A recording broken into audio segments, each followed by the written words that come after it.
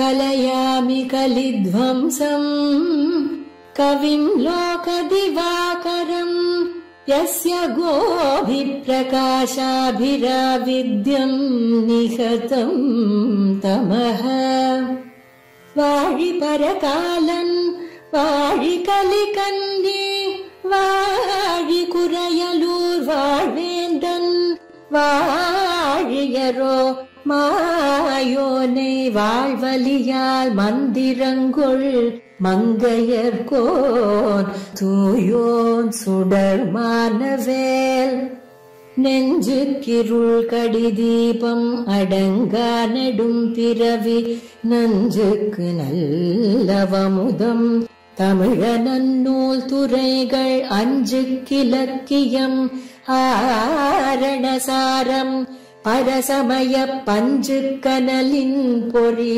பரகாலன் பனுவல்களே எங்கள் கதியே இராமானுசமுனியே சங்கை கெடுத்தாண்ட தவராசா பொங்கு புகழ் மங்கையர் கோனீந்த மறையாயிரமனைத்தும் தங்கு மனம் நீ எனக்கு நித்யம் அச்சுத பதாம்புஜ யுக்மருக்ம வியாமோகத ஸ்ததிதராணி திருநாயமேனே அஸ்மத்குரோர் பகவதோச தயைக சிந்தோஹோ ராமானுஜஸ்ய சரணம் சரணம் பிரபத்தே. ஆழ்வாரும் பெருமானார் ஜீய திருவடிகளே சரணம். ஆச்சாரியன் திருவடிகளே சரணம். ஸ்ரீமதாலி ஸ்ரீநகரி நாதாய கலிவையிரணே சதுஷ்கவி பிரதானாய பரகாலாய மங்களம். ஸ்ரீமத் பரமஹம்ச பரிவிராஜகாச்சாரியராய் எழுந்துள்ளிருக்கக்கூடிய நம்முடைய எதிரி சமர்ப்பித்து அதி அற்புதமான இந்த திருமொழியினுடைய அற்புதமான அர்த்த விசேஷங்களை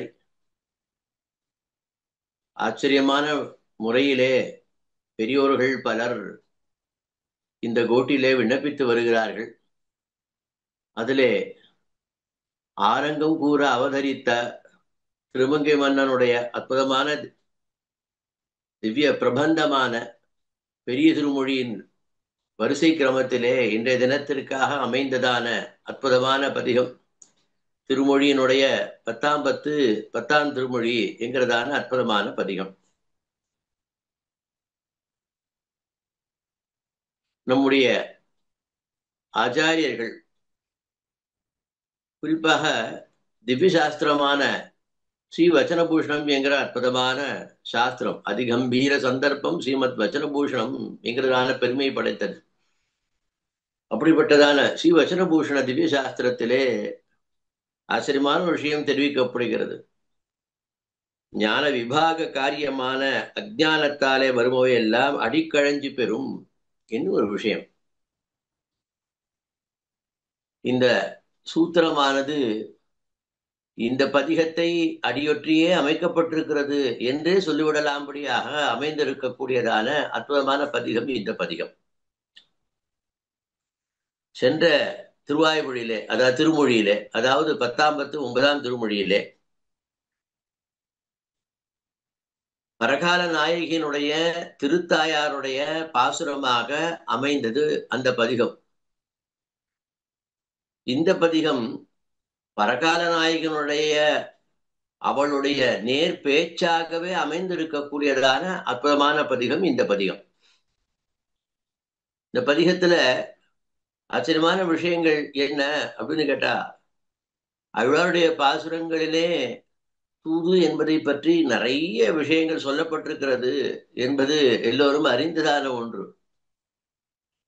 இந்த பதிகத்திலே தூது என்று சொன்னாலும் கூட இந்த பதிகம் முழுக்க அப்படின்னு சொன்னால் ஒரு முதல் 6 பாசுரம் வரைக்கும் அப்படின்னு கூட வச்சுக்கலாம் ஒரு கிரமம். அதுல பார்த்தோம் என்று சொன்னால் சகுன சாஸ்திரம் என்கிறதான ஒரு சாஸ்திரம். அனந்தா சாஸ்திரங்கள் எல்லையிட முடியாததாக இருக்கிறது. ஆனால் அந்த சாஸ்திரத்தை பத்தி சொல்லும்போது நம்முடைய ஆச்சாரியர்கள் என்ன சொன்னான்னா, சாஸ்திர ஜானம் பகுக்லேசம் புத்தே சரண காரணம். என்று விஷயத்தை அருளி செய்கிறார்கள். அப்புறம் சாஸ்திரத்தை ஞானத்தாலே பிறக்கும் ஞானம், அது அல்லாதது ஆச்சாரியன் அனுகிரகத்தாலே பிறக்கக்கூடிய ஞானம் என்றெல்லாம் இதுல விபாகம் நிறைய விஷயங்கள் நம்ம ஆச்சாரியர்கள் காட்டுறார்.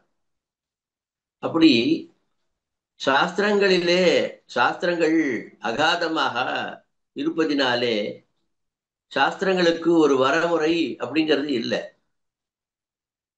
ஆனால் அந்த சாஸ்திரங்கள் எல்லாமே எம்பெருமானை பிரதிபாதிக்குவதற்காக வந்தவைகள் என்பது நம்முடைய பூர்வாச்சாரருடைய கொள்கை. அது எந்த சாஸ்திரமா இருந்தாலும் அதன் மூலமாக பிரதிபாதிக்கப்படுபவன் எம்பெருமான் தான் என்று ஒரு விஷயம். நம்மாழ்வார் தன்னுடைய திருவாய் மொழியில அற்புதமான ஒரு பாசம் அருளி செய்கிறார். சுற்றி நாம் வலம் செய்ய நம் துயர்கெடும் கடிதே என்று அருளி செய்கிறார். எம்பெருமானை நாம் சுற்றி வந்தால், சுற்றடம் பிரதர்ஷனம்னு வச்சுக்கலாம். வலம் வருதல் என்று சொன்னால் என்ன அர்த்தம்? வலதிலிருந்து இடதும் அப்படின்னு வச்சுக்கலாம். அப்ப சுற்றி நாம் வலம் செய்தால் நம் துயர்கெடும் கடிது என்று அருளி செய்கிறார். அப்ப எம்பெருமான பிரதர்ஷனம் பண்ணா நம்முடைய கட்டங்கள் போய்விடும். சாஸ்திரங்கள் சொல்லியிருக்கிறது தானே, ஆகமங்கள் சொல்லியிருக்கிறது தான். இது ஒன்றும் பெரியதான ஒரு விஷயம் இல்லை. ஆனால் எம்பெருமான பிரதர்ஷனம் பண்ணி நாம் சாதிக்க வேண்டிய காரியம்னு ஏதாவது ஒண்ணு இருக்கா? எம்பெருமான் தான் உபாயம் என்கிறதான அதுதான் உண்மையான சாஸ்திரம். பகவானை தவிர்த்த மற்ற எதுவுமே சாட்சாத் உபாயம் கிடையாது. எம்பெருமான் தான் சாட்சாத் உபாயம். அப்ப சாட்சாத் உபாயமாக எம்பெருமான் இருக்கும் பொழுது எம்பெருமானை உத்தேசிச்சு நாம் செய்யக்கூடிய காரியங்கள் எல்லாம் தேவையா என்று ஒரு கேள்வி கேட்கப்படுகிறது. சாஸ்திரங்கள் அதெல்லாம் விதிச்சிருக்க, பிரதர்ஷனம் பண்ணணும், சேவிக்கணும் என்றெல்லாம் சாஸ்திரங்கள் சொல்லியிருக்கு. அப்ப சாஸ்திரங்களை மீறி நம்மளால ஒரு காரியத்தை செய்ய முடியுமா என்று கேட்டால் இது அந்த நாள்லயே பெரியதான விஷயமாக ஆகி மகாச்சாரியரான நம்மள இடத்துல இந்த விஷயங்களானது போய் நம்மள வீட்டுல ஒரு இடத்துல கூட சாதிக்கிறார். தேவரையினுடைய தண்ணீர் துரும்புக்கு இலக்காகதற்காக அரியன் ஏதேனும் பிரதட்சண நமஸ்காராதிகள் செய்து துண்டோ என்னெல்லாம் கோர்க்கிறார். அது அதிகாரி விசேஷமாக காட்டப்படுகிறது. ஆக அப்படிப்பட்டதான சாஸ்திரங்களினாலே சொல்லப்பட்டதான விஷயங்கள் தான். இப்படி சாஸ்திரங்களாலே சொல்லப்பட்டது அப்படின்னு சொன்னா, சாஸ்திரங்கள்ல பிரபன்னர்களுக்கு சாஸ்திரங்களின் கொண்டு பிரபன்னர்களுக்கு சாஸ்திரம் என்பது எம்பெருமான் தான். இவாளுக்கு சாஸ்திரமே எம்பெருமான் தான் இல்லையா? அதனால வேதசாஸ்திராத் பரம் நாஸ்தி நதைவம் கேசவாத் பரம் என்று சொல்லியிருப்பதனால வேத பிரதிபாத்தியனான எம்பெருமான் தான் நமக்கு சாஸ்திரம். அவன் தான் சாஸ்திரமா நமக்கு இருக்கிறான் அப்படின்னு அப்படின்னா அவன் தான் வழி என்று தெரியுது. ஆனால் சாஸ்திரம் என்று சொல்லப்பட்டதாக இருக்கக்கூடிய பல விஷயங்களிலே சகுண சாஸ்திரம் என்னும் ஒரு சாஸ்திரம். இந்த சகுண சாஸ்திரத்தை பத்தி, சகுன சாஸ்திரம் நம்முடைய சம்பிரதாயத்திலையும் சன்னதிகள்லயே மற்ற இடங்கள்ல எம்பெருமான் திருத்தேருக்கு ஏழ்றான், ஒரு லக்னம் பார்க்கிறாள், ஒரு சகுனம் பார்க்கிறாள் என்னெல்லாம் நிறைய விஷயங்கள் அது சம்பந்தமாக இருக்கிறது. அப்போ சாஸ்திரம் தான் சகுனமே முக்கியமாக இருக்க வேண்டுமானா இந்த பரகால நாயகிக்கு அது கிடையாது. அதனால் இந்த பாசுரத்தில் அவள் என்ன பண்றாள் அப்படின்னு கேட்டால், பட்சிகளை எல்லாம் கூப்பிட்டு நீங்கள் எல்லோரும் எம்பெருமான் வர வேண்டும், வருகிறான் என்பதான விஷயத்தினாலே நீங்கள் வந்து போனால் அது ஒரு சகுனமாக, நல்ல சகுனமாக இருக்க வேண்டும் என்று கேட்கிறாள். இந்த பதிகத்துல பார்த்தோம் என்று சொன்னால், பட்சிகளிலே செம்போத்து என்கிறதான பட்சி, காக்கை, குயில், அதுக்கப்புறம் கிளி, கோழி, 5 பட்சிகளை வச்சு சகுனம் பார்க்கிறாள். அடுத்தது பட்சிகள் அல்லாதது என்று வரும்போது பல்லிக்குட்டி, பல்லியை வைத்து ஒரு சகுனம், அப்புறம் காமன் என்னெல்லாம் இதுல விஷயங்கள் விபாகங்கள் ஒவ்வொன்றுத்தையும் விஷயம் சொல்லிட்டே வராள். அதனால எம்பெருமானை அடைவதற்கு ஒரு சாஸ்திரம் உதவ முடியும் என்று தோன்றினால் அந்த சாஸ்திரத்தினாலே எம்பெருமானை அடைந்துவிட முடியாதா என்கிறதான ஏக்கத்தின் காரணமாக அந்த சாஸ்திரத்தில் சொல்லப்பட்டவைகளை ஒருவேளை நாம் அனுட்டி சொன்னால் அதுவே காரணமாக எம்பெருமான் கிடைத்து விட மாட்டானா என்று ஒரு விஷயம். உண்மையிலேயே இதையெல்லாம் அனுஷ்டிப்பதனால எம்பெருமானுக்கு கிடைக்க போறது இல்லை என்பதுதான் பிரபன்னருடைய அனுஷ்டானம். எம்பெருமான் அடைவதற்கு எம்பெருமான் தான் வழியே தவிர மற்றொரு உபாயம் கிடையாது அப்படின்னு. அததான் ஸ்ரீவசன பூஷன் திவ்ய சாஸ்திரம் சொல்றது. ஞான விபாக காரியமான அஜானத்தாலே வருமவையெல்லாம் அடிக்கழிஞ்சு பெறும் என்று அற்புதமான விஷயம் அது. அப்போ அந்த ஞான தசை பிரேம தசை என்கிறதான தசைகள்லாம் ஏற்படும் பொழுது, இந்த பிரேம தசையிலே வரும் பொழுது என்ன ஆயிடுது அப்படின்னு கேட்டால், எம்பெருமான் உபாயம் என்று தெரிந்திருந்தும் கூட, எம்பெருமான் சாட்சாத் உபாயம் என்று தெரிந்திருந்தும் கூட, அந்த பிரேமத்தின் மேலிட்டால என்ன பண்றது அப்படின்னு கேட்டால், ஒருவேளை இந்த காரியம் பண்ணா அது நடந்துருமோ, அது வந்துருமோ என்கிறதான ஒரு விஷயமானது ஏற்படுகிறது என்று விஷயத்தை காட்டுறார். இங்க அற்புதமாக இந்த பதிகத்துக்கு அவதாரிகை இடுகின்றவரான வியாக்கியான சக்கரவர்த்தி திருத்தாயார் ஓர் அளவிலே கூப்பிட்டு கை வாங்கினாளாய் நின்றது கீழ் திருமுவாய்மொழியில. அம்மா பாசுரமாக தாயாருடைய திருத்தாயார பாசுரமாக சொல்லி உழவு முடிஞ்சது முன்னாடி இருந்த பதிகத்துல. இதில் இப்பிராட்டி தான் தன்னுடைய ஆற்றாமையாலே அவரை என்னோட சேர்க்க வேணும் என்று கண்ணாலே கண்ட பட்சிகளின் காலிலே விழுகிறாள். அவளால தரித்திருக்க முடியல. எப்படி தரித்திருக்க முடியல? அண்டாள் பிராட்டியால எம்பெருமானை விட்டு பிரிந்து தரித்திருக்க முடியல. அவளுக்கு பிராணனே போய் விடுற தசை வந்து கொடுத்து பார்த்தானே எம்பெருமான், ஐயோ இவளைங்க பிராணனை விட்டு விட போகிறாளே என்பதற்காக அவளுக்கு என்ன பண்ணான், ஒரு சொப்பனத்தை சாதிச்சு வாரணமாயிரம் நான் பண்ணிக்கிறேன்னு ஒரு நம்பிக்கையை கொடுத்து அவள் உயிர் தரிக்கும்படியாக செய்து வைத்தான். இப்ப அந்த மாதிரி இங்க இடத்துல அழ்வாருக்கு உயிர் தரிக்கணும், எம்பெருமானை விட்டு பிரிந்த ஆற்றாமை நீங்கணும். அதுக்கு என்ன செய்யறது? அப்ப என்ன பண்றா அப்படின்னு கேட்டா, யாரெல்லாம் எம்பெருமானை சேர்ப்பார்கள் என்று பார்க்கிறாள். கண்ணால யாரை பார்த்தாலும் இவாளா நம்மளை எம்பெருமானம் சேர்த்து வைக்கக்கூடிய சக்தி வாய்ந்தவளா இருக்காளா? என்னெல்லாம் பார்க்கும்பொழுது அவள் கண்ணிலே பட்சிகள் எல்லாம் தென்படுகிறது. கண்ணாலே பார்க்கக்கூடிய பட்சிகள் பார்க்கிறாள். பார்த்த உடனே என்ன பண்றான்னா, பட்சிகளின் காலிலே விழுகிறாள் என்று அருளி செய்தார் பெரியவாச்சான் பிள்ளை. அப்போ அந்த பட்சிகளுடைய திருவடிகளிலே விழுந்து விட்டாள் இப்பரகார நாயகி. விழுந்து எம்பெருமானோடு என்னை சேர்ப்பிக்க வேணும் என்று பிரார்த்திக்கிறாள் என்று சொல்றாள். இனி இவைதான் சூச்சகமாக என்றிக்கே காரகமாகவும் வற்றிருக்கிறாள் காணும். ஆச்சரியமான விஷயம் சொல்றா இந்த இடத்துல. அதாவது சூச்சகமாக இதெல்லாம் வருகைக்கு குறிப்பாக சொல்லுகின்ற சகுனங்கள் மட்டுமே அன்னு. எம்பெருமான் வரக்கூடியதான விஷயத்தை நிச்சயமாக நமக்கு பலசித்தி உண்டாகும்படியாக வரக்கூடியவளாகவே காட்டப்படுகிறது என்று இந்த பரகார நாயகியானவள் கருதுகிறாள் என்று இந்த விஷயத்தை சொல்றார். அற்புதமான பதிகம். பண்மரபிலேயும் இதற்கு உண்டு. காமவர்தினி என்னும் பந்துவராளி என்னும் இதுக்கு தற்காலத்துல இதுக்கு பெயர் வழங்கப்படுகிறது. சந்த குறிப்புகள்லாம் இதுக்கு ஆச்சரியமான விஷயங்கள் இருக்கிறது. அதனால அப்படிப்பட்டதான விஷயமானது இந்த பாசுரத்தினாலே காட்டப்படுகிறது. நீ பாசுரத்துடைய அற்புதமான விஷயத்தை அடியன் முதல் பாசுரத்தை மட்டும் பண்மரபில அடியன் பாடி விடுகிறேன். அதுக்கப்புறம் அதே மாதிரிதான் மற்ற எல்லா பாசுரங்களையும் பாட வேண்டும் என்பதனாலே முதல்ல அதற்கு சேர இதை பண்ணிவிடுறேன். திருத்தாய் செம்போத்தே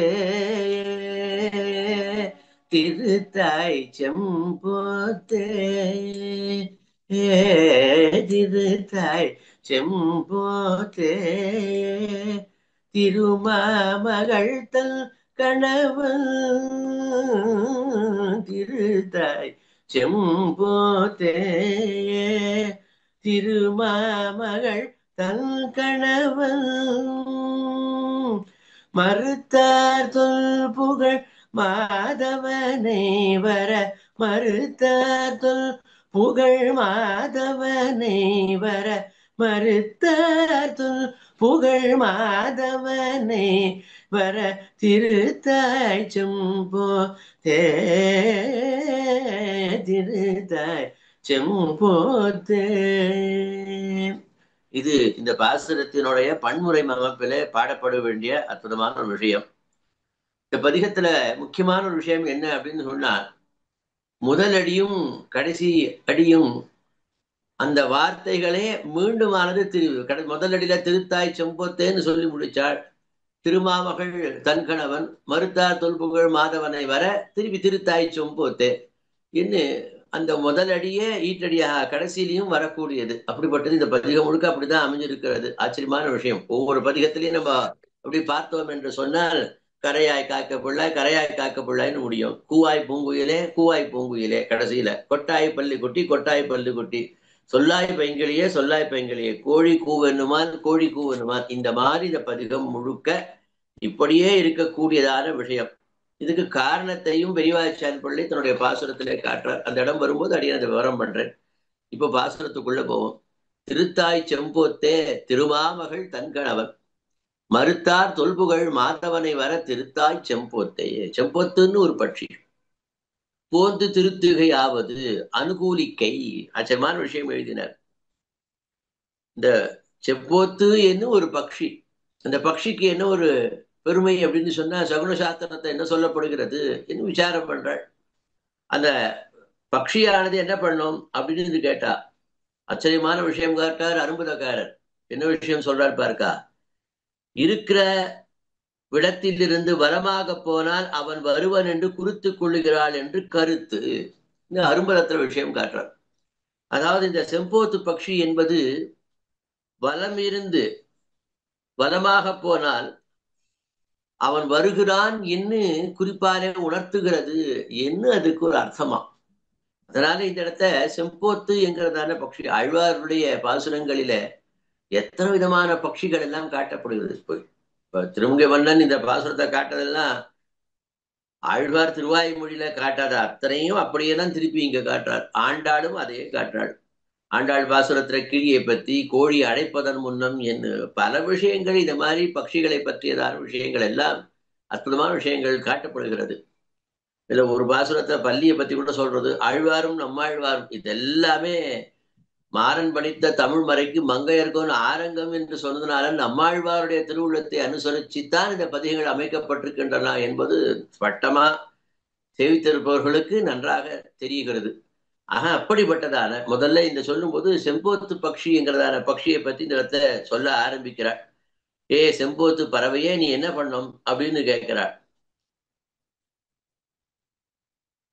பெரிய பிராட்டியாருக்காக அந்த பெரிய பிராட்டியாருக்கு வல்லவனாக இருக்கக்கூடியவனான அழகியதான புஷ்பங்களை அணிந்தவனான எம்பெருமான், அந்த எம்பெருமானுடைய புகழ் என்ன புகழ்? ஆஸ்ரித ரக்ஷகத்துவ பிரதையை உடையன் என்று அருளி செய்கிறார்.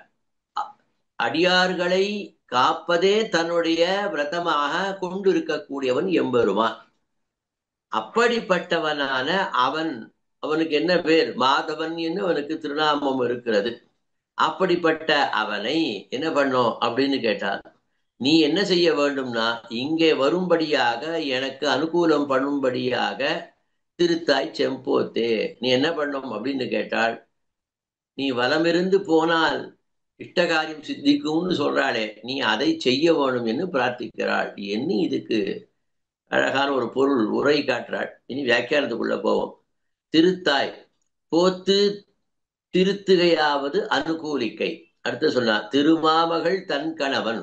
உனக்கு திருத்துகை என்றொரு வருத்தம் இல்லை. இத்தலையில் அபராத சகத்துவத்துக்கு அடியான லக்ஷ்மி பதித்துவத்தை உடையவனாய் இருக்கும் எம்பெருமானுக்கு எத்தனை பெருமை இருக்குன்னா, எவ்வளவோ பெருமை இருந்தாலும் எம்பெருமான் நம்மளை ரட்சிப்பானா அப்படின்னு கேள்வி வரும் பொழுது ஒரு கேள்விதான். ஏன் அப்படின்னு கேட்டா, நம் தலையில் அபராதங்கள் குவிந்து கிடக்கின்றன. இவ்வளவுதான் நாம செய்தது என்பது ஒன்றும் கிடையாது. அப்போ அந்த அபராதங்கள் இருப்பதினாலே, தண்டதரனாக எம்பெருமான் இருப்பதினாலே அந்த அபராதத்துக்கு உண்டானதான் நமக்கு கிடைக்க பெறும். அப்புறம் அந்த அபராதம் நமக்கு இருக்கிறதே, இந்த அபராதத்தாலே எம்பெருமான் அருள் நமக்கு கிட்டுமானா கிட்டாது. அந்த அபராத சகத்துவம், அந்த அபராதத்தை நாம் செய்ததான அபராதத்தை பொறுத்து கொள்ளக்கூடியதான விஷயம் போனுமே, அது எம்பெருமானத்தை உண்டான கிடையாது. அப்ப யாரிடத்துல உண்டுன்னா பிராட்டி இடத்துல மட்டும்தான் அது இருக்கிறது. புருஷகாரத்துவம் இவளுக்கு மட்டுமே அமையும் அல்லவா? ஆக அப்படிப்பட்டதான இத்தலையில் அபராத சகத்துவத்துக்கு அடியான இந்த அபராதங்களை எல்லாம் பொறுத்து கொள்வதற்கு, அதை பொறுத்து கொண்டு எம்பெருமான் திருவடிகளிலே நம்முடைய சேர்ப்பிக்கைக்கு உண்டானதான ஒரு விஷயம் இருக்கிறது. அது என்னது? லக்ஷ்மி பதித்துவம் என்கிறதான விஷயத்தை எம்பெருமான் உடையவனாக இருக்கிறான். அதனால என்ன செய்யணும்? மறுத்தார். எது மறுத்தார் கேட்டார். ரக்ஷணத்துக்கு உறுப்பாக தனி மாலையிட்டு கொண்டிருக்கிறவன், தேன் மாறாத தார் என்றபடி ரக்ஷணத்துக்கு உறுப்பாக இவர்களை ரட்சிக்க வேண்டும் என்கிறதான ஒரே விஷயத்திற்காக என்ன பண்றான் எம்பரா அப்படின்னு கேட்கிறார். தனித்ததான மாலை அணிந்திருக்கக்கூடியவன் தேன் மாறாத மாலையை அணிந்தவன் என்றும் கூறலாம். இந்த இடத்துல ஒரு முக்கியமான விஷயம். இந்த இடத்துல மறுத்தார் என்று சொல்லும் பொழுது, முதல்ல சொல்லும் பொழுது அபராத சகத்துவத்துக்கு அடியான லக்ஷ்மி பதித்துவம்னு சொன்னார். அந்த லக்ஷ்மி பதித்துவம்னு சொல்லி முடிச்ச உடனே மறுத்தார் தொல் புகழ் அப்படின்னு சொல்றார். இந்த இடத்துல மறுத்தார் தொல் புகழ்னு இந்த இடத்துல ஏன் சொல்லப்படுகிறது அப்படின்னா, மறுத்தார்னா மனம் மாறாததான தார், தார்னா புஷ்பம், வாசனை மிகுந்ததான புஷ்பமாலையை அணிந்திருக்கக்கூடியவன் ஏன் சொன்னான்னா, அப்படின்னு ஏற்கனவே வித்யாபித்தா மாதிரி தான் சொன்ன மாதிரி தான் புஷ்ப கைங்கரியத்துக்கு என்றே அவதாரம் செய்தவள் பிராட்டி. அவள் கைகளிலே புஷ்பம் ஒன்றை தவிர வேறொரு ஆயுதத்தை பார்க்க முடியாது. அப்போ எம்பெருமானுக்கு மிகவும் உகந்ததான காட்டப்படுகின்றதான புஷ்ப கைங்கரியத்தை அதை அவன் திறத்திலே செய்ய வேண்டும் என்கிற ஒரே விஷயத்திற்காகவே பார்க்கடலை கடைந்து அந்த இடத்திலே பிராட்டி அவதாரம் பண்ணும்போது கைகளிலே திருமாலைகளோட அவதாரம் பண்ணினால், இன்னைக்கும் எல்லா திவிதேசங்களிலேயும் எல்லாவிடத்திலேயும் பிராட்டி அந்த கைகளிலே எம்பெருமானை அற்புதமாக அந்த புஷ்ப கைங்கரியத்தை செய்யும் திருக்கோலத்தோட நமக்கு காட்சி கொடுக்கிறாள் இப்பொழுதும் பிராட்டி. அதான் இங்க சொல்றார். நம்ம பிராட்டியை சொல்லும் போதே புஷ்பமாலையை சேர்த்து சொல்றதுங்கிறது ஒரு வழக்கம் உண்டு. அதை இங்க இடத்த காட்டுறார். மறுத்தார் லட்சணத்துக்கு உறுப்பாக தனிமாலையிட்டு கொண்டு இருக்கிறவர், தேன் மாறாத தார் என்றபடி அப்படிப்பட்டதான அப்புறம் அவனுக்கு என்ன பேரு? தொல்புகழ் என்று மொக்க இவற்றுடைய ரட்சணமே பண்ணி போருகையாலே வந்த குணவத்தா பிரதையினர். ஆச்சரியமான விஷயம். எம்பெருமானுக்கு என்ன பெருமை? தொல்புகழ்னா, தொல் அப்படின்னு சொன்னா அனாதியானன்னு அர்த்தம். ரொம்ப பழமையான புகழ். பெருமாளுக்கு என்ன பழமையான புகழ் புதுமையான புகழ்லாம் உண்டா சுவாமி? தொல்புகழ் நீங்க சொல்றாரு. தொன்மையான புகழ்னு ஒரு புகழ் இருக்குமா எம்பெருமானுக்கு அப்படின்னு கேட்டா, ஆமாம். என்ன புகழ் அப்படின்னு கேட்டா, எம்பெருமானுக்கு எத்தனையோ புகழ் இருந்தாலும், அவன் அவதாரத்தை சேட்டிதங்களில் இருக்கக்கூடிய புகழ வைபவம் இருந்தாலும் கூட உண்மையான அதெல்லாம் புகழ். எம்பெருமான அவதாரம் எடுத்து அடியார்களை காப்பாற்றுவதும், அடியார்களை துன்பத்தை கொடுத்தவர்கள் துஷ்டர்களை நிரசனம் பண்றது, இதெல்லாம் புகழ். ஆனால் இது தொல்புகழ்னர். எது தொல்புகழ் அப்படின்னு இடத்துல கேட்கிறார். எல்லா காலத்திலும் இந்த ஆன்மாக்களை ரட்சித்தே தீருவேன், அதை காப்பாற்றியே தீருவேன் என்கிறதான எம்பெருமானத்துல இருக்கக்கூடியதான ஒரு புகழ் இருக்கிறதே, அதுதான் தொல்புகழ். தமிழ்ல பண்புன்னு சொல்லுவார். எம்பெருமானுக்கு உண்டான உயர்ந்த பண்புகளிலே முக்கியமான பண்பாக இதை சொல்லுகிறார். இப்பதான் இந்த இடத்த சொல்றார். இப்ப பாருக்கா, என்று மொக்க இவற்றினுடைய ரட்சணமே பண்ணி போருகையாலே, எவற்றினுடைய ஆத்மாவினுடைய அப்படின்னு அங்க சொல்லணும். அப்படிப்பட்ட ரட்சணமே பண்ணி போருகையாலே வந்த குணவத்தா பிரதையை உடையவன், அப்படிப்பட்டதான குணங்கள் தன்னை கொண்டு இருக்கக்கூடியவன், அப்படிப்பட்ட புகழ் அதை உடையவன் எம்பெருமான். இந்த புகழ் யாருக்கு இருக்கும்? எம்பெருமான் ஒருத்தனுக்கு தான் இருக்கும். ஆத்மாக்களை நோக்கி இருந்து கொண்டு எம்பெருமான் என்ன பண்றான்? அகமன்னம் என்றெல்லாம் சொல்றாள் இல்லையோ, எம்பெருமான் இப்படிப்பட்ட ஒரு நம்மிடத்திலே வர வேண்டும் என்று அவன் கிருஷி பண்ணிட்டே இருக்கிறான். எம்பெருமான் அதை செய்து கொண்டே இருக்கிறான். அப்படிப்பட்டதான பெருமை, அதுதான் அவனுக்கு உயர்ந்த பெருமை. இந்த ஆத்மாக்கள் எல்லாம் வீணாக கூடாது என்கிறதான உயர்ந்ததான விஷயத்திற்காக எப்பொழுதும் பாடுபட்டு கொண்டே இருக்கிறான் எம்பெருமான். அதுதான் இந்த இடத்தில் மறுத்தார் தொல்புகழ் என்று ஆழ்வார் அருளி செய்கிறார். அப்படிப்பட்ட உடையவனை, அப்புறம் எம்பெருமானுக்கு என்ன பேர்னு கேட்டா, மாதவனை வர. இப்ப ஏற்கனவே திருத்தாய் சம்பவத்தை திருமாமகள் தன் கணவன் முதலே சொல்லிட்டார். இப்ப திருப்பி மாதவன் சொல்றாரு. புனருக்தி தோஷமா இன்னும் விசாரம் பண்றார். ஒரு முதல் ரெண்டாவது அடியில பிராட்டியை சொன்னவர் திருப்பி இந்த இடத்துல பிராட்டியை சொல்றாளேன்னா சொன்னாலும் ஒன்றும் தப்பு இல்லை.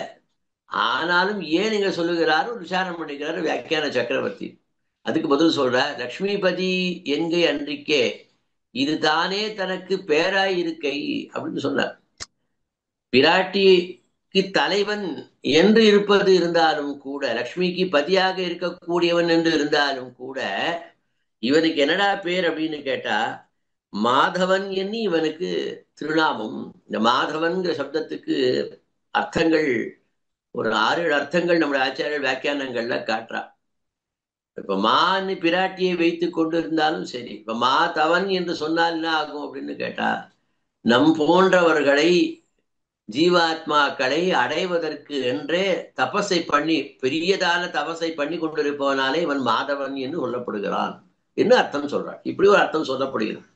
இப்ப அதான் இங்க எடுத்து சொல்றார். என்ன சொல்றாருன்னா, லக்ஷ்மிபதி எங்கை அன்றிக்கே இது தானே தனக்கு பேராய் இருக்கை. ஓ ராமன்னு ஒரு திருநாமம். ராமன்னு திருநாமம் தசரதர் ராமருக்கு சூட்டினார் அப்படின்றது நமக்கு தெரியுது. தாசரதின்னு பேரு, ராமஹான்னு அவனுக்கு உண்டு பேரு. ஆனா உண்மையிலே ராமன் என்கிற திருநாமம் வேதாந்தங்களில பரபிரம்மத்தை காட்ட வந்ததான சப்தமாக காட்டப்பட்டிருக்கிறது. பரபிரம்மம் இவன் தான். இப்ப ராமஹா என்று சொன்னாலே அது பரபிரம்மத்தை காட்ட வந்த சொல். என்னெல்லாம் வியாக்கியானத்துல விசாரம் பண்றா இதெல்லாம். அப்போ இந்த சப்தமே பரபிரம்மத்தை காட்ட வந்த சப்தம் ராமனுக்கு சூட்டப்பட்டது. தாசரதி என்ன அவனுக்கு வந்ததுனாலே ராம சப்தம், ராமன் அவனுக்கு திருநாமம் ஏற்பட்டிருக்கிறது. அத மாதிரி லக்ஷ்மிபதி என்பது பிராட்டிக்கு கேள்வனாக இருக்கிறான் என்கிறது விஷயம் இருந்தாலும், இங்க அடுத்தது மாதவன் என்று சொல்லி இருப்பதினாலே லக்ஷ்மிபதி என்கை அன்றிக்கே என்னும் விஷயத்தை சொல்றார். அதனால சொல்லிட்டு என்ன பண்றா, இது தானே தனக்கு பேராய் இருக்கை. இல்ல பிராட்டிக்குன்னு சொன்னாலும் கூட ஜீவாத்மாக்களை பெறுவதற்காக எப்பொழுதும் முயன்று தபஸ் பண்ணிட்டே இருக்கிறான். அதனால தவனாக இருக்கிறான் என்றும் இதற்கு பொருள் கொள்ள முடியும் என்கிறதான விஷயத்தை இதனது சொற்பொருளை நோக்கி, அதனால எம்பெருமானுக்கு என்றே ஏற்பட்டதான அற்புதமான திருநாமமாக இதை சொல்லலாம் என்னும் விஷயத்தை எடுத்து காட்டுறா இந்த இடத்துல. அடுத்த விஷயம் பண்றார், திருத்தாய் செம்போத்தே. திருப்பி அடுத்து சொல்றார் திருத்தாய் செம்போத்தேனர். ஒரு கால் சொன்னால்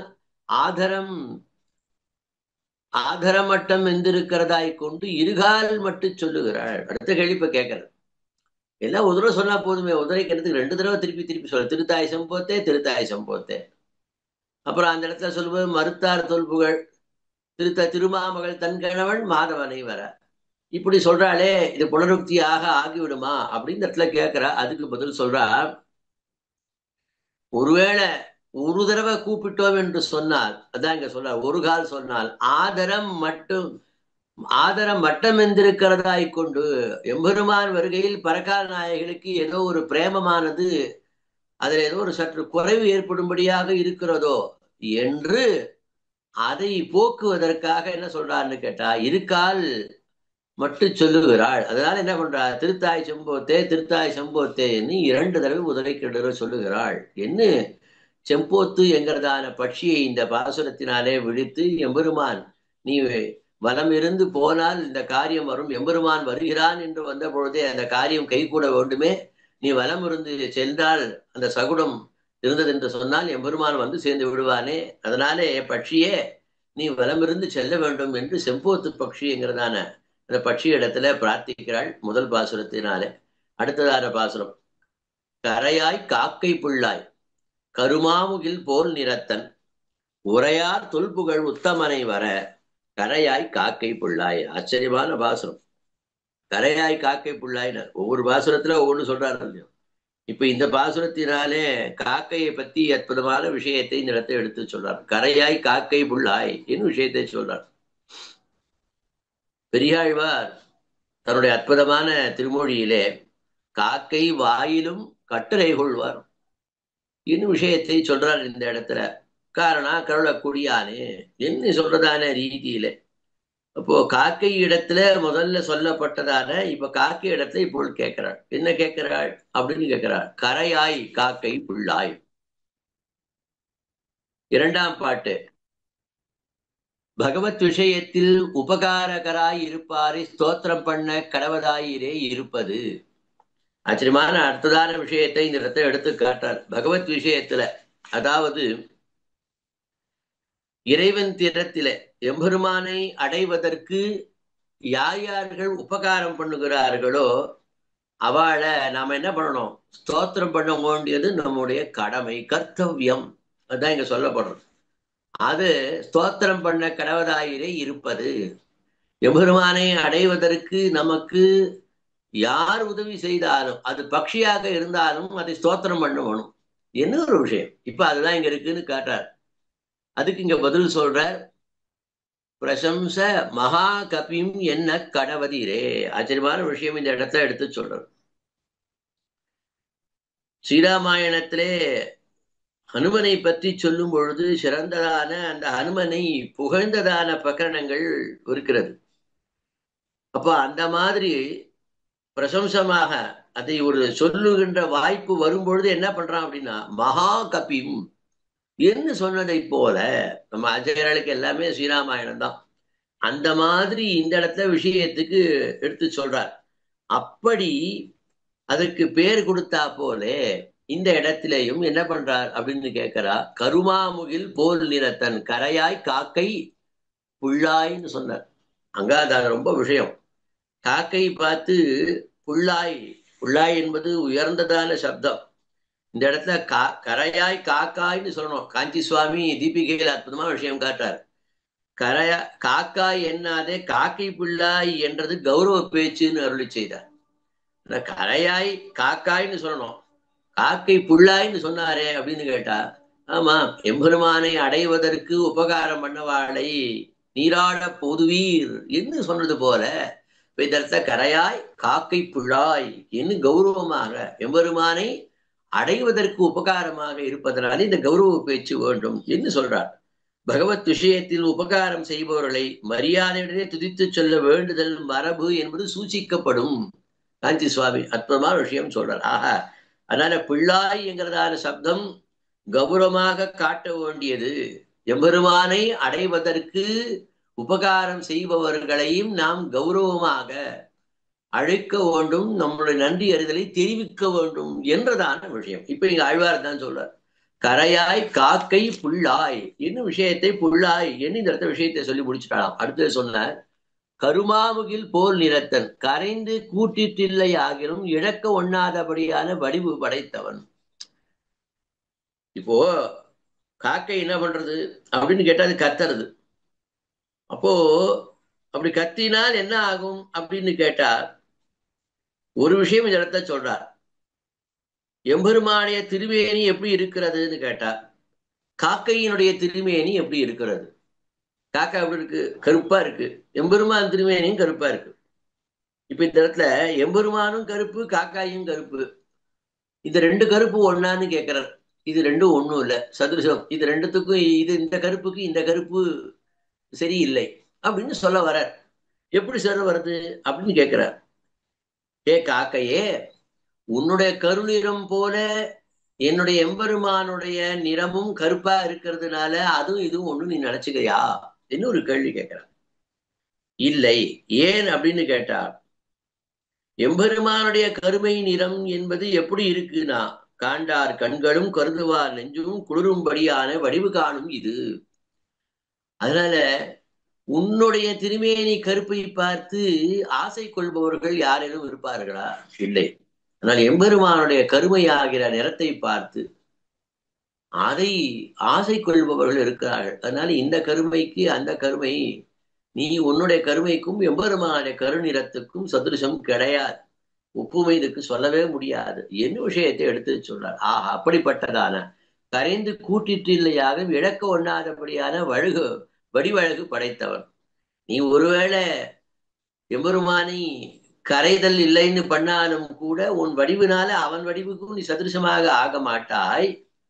அப்படிப்பட்ட வடிவழகோடு கூடியவன் எம்பெருமான் சொல்லி முடிச்சார். அடுத்து சொல்றார். உரையார் தொல்புகழ் சப்த பூர்த்தியை உடைத்தாய் நித்தியமான புகழை உடையவனாய் இருக்கிறவனை உரை என்கிறது. ஆச்சரியமான விஷயம். ஒவ்வொரு பதத்தையும் விசாரம் பண்றார் பெரியவாச்சான் பிள்ளை. அங்க உரையார் தொல்புகழ்னு விஷயத்தை எடுத்துக்கூட்டார். உரையார் தொல்புகழ்னா என்ன அர்த்தம்? சொற்களினாலே பூர்த்தியாக அவனை சொல்லவே முடியாது. எத்தனை சொற்களால இட்டு நிரப்பினாலும் அவனை புகழ்வதற்கு ஒரு எல்லை என்பது கிடையவே கிடையாது.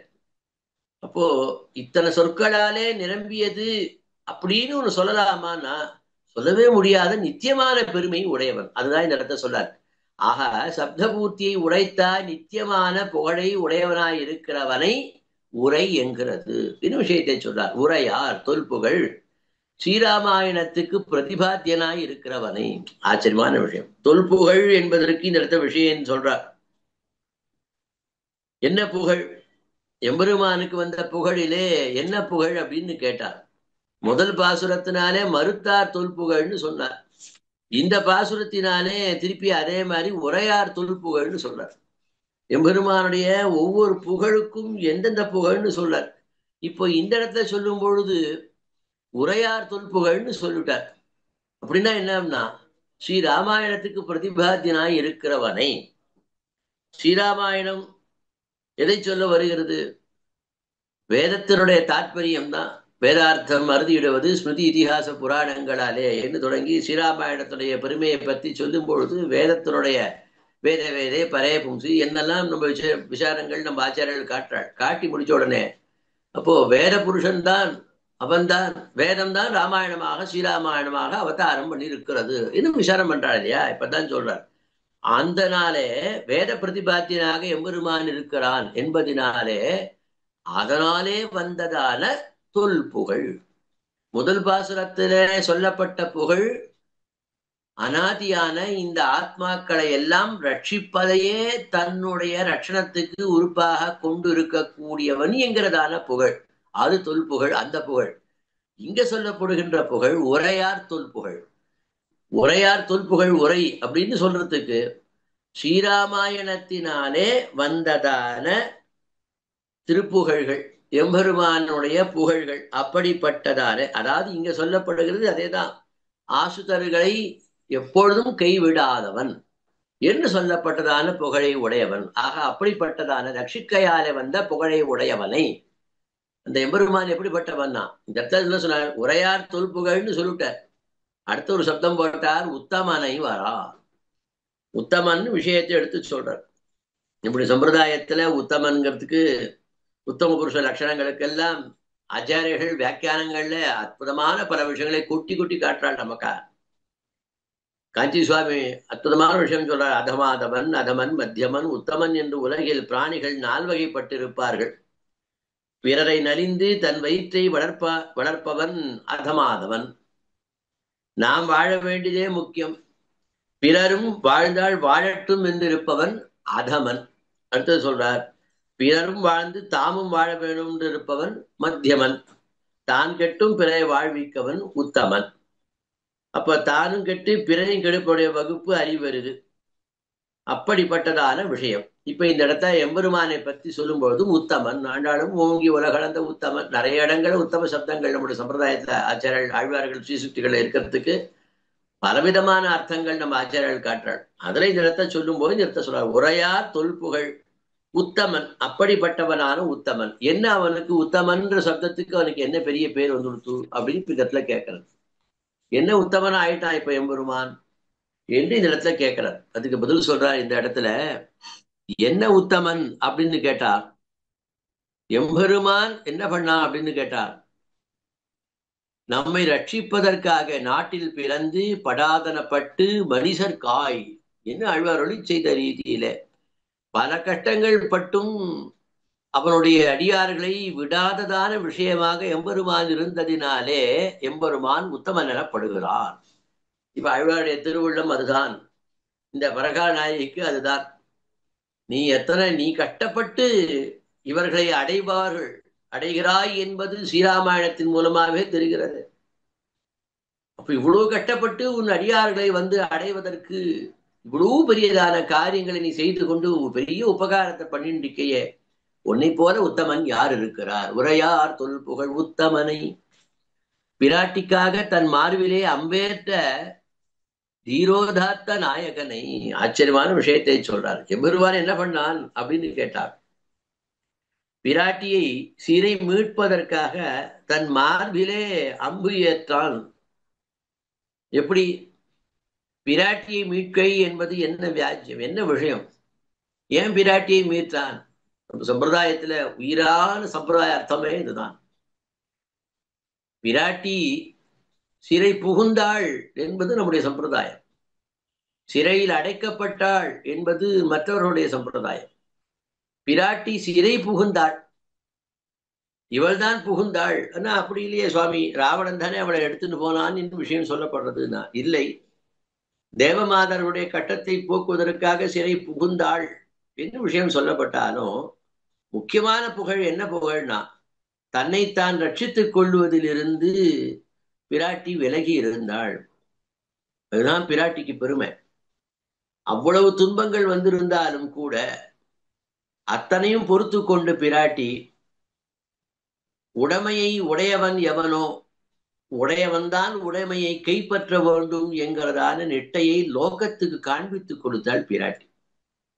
தன் முயற்சியிலிருந்து தான் விலகி இருத்தல், அது ரொம்ப சொல்றது ரொம்ப சுலபம், அனுட்டிக்கும் போது ரொம்ப கஷ்டம். அதெல்லாம் நம்ம போன்றவளுக்கு. பிராட்டி என்ன பண்ணாள்னா அதை அனுட்டித்து காட்டினாள். உண்மையிலே சொல்லணும் அப்படின்னு கேட்டா, பிரபத்தி சப்தத்தை சொல்லும் போது நம்ம ஆச்சாரியர்கள் அடிக்கடி சொல்லுவது சொப்ரவருத்தி நிவிருத்தி பிரபத்தின்னு சொல்வாள். உண்மையிலேயே இந்த வச்சனம் பிராட்டிக்கு தான் பொருந்தும். தன்னுடைய பிரவருத்தியிலிருந்து நிவிருத்தியாக இருந்து பிரபத்தி சாஸ்திரத்தை நமக்கு அனுட்டித்து காண்பித்து பிரபத்தி என்கிற சப்தத்தினுடைய அர்த்தத்தை காண்பித்து கொடுத்தவளே, அனுட்டான பரமா காண்பித்து கொடுத்தவளே பிராட்டி தான். அதுதான் இந்த இடத்துல சொல்லப்படுகிறது. இப்ப எம்பெருமானுக்கு உத்தமன் ஏன் பேர் சொன்னா அப்படின்னு கேட்டா, தன்னுடைய பிரவருத்தியிலிருந்து நிவிருத்தியாக இருந்தவளான பிராட்டியை ரட்சிக்க வேண்டும் என்பதற்காக எத்தனை கட்டங்கள் எம்பெருமான் பட்டான். இப்படிப்பட்ட உத்தமனை எங்காவது பார்க்க முடியுமா?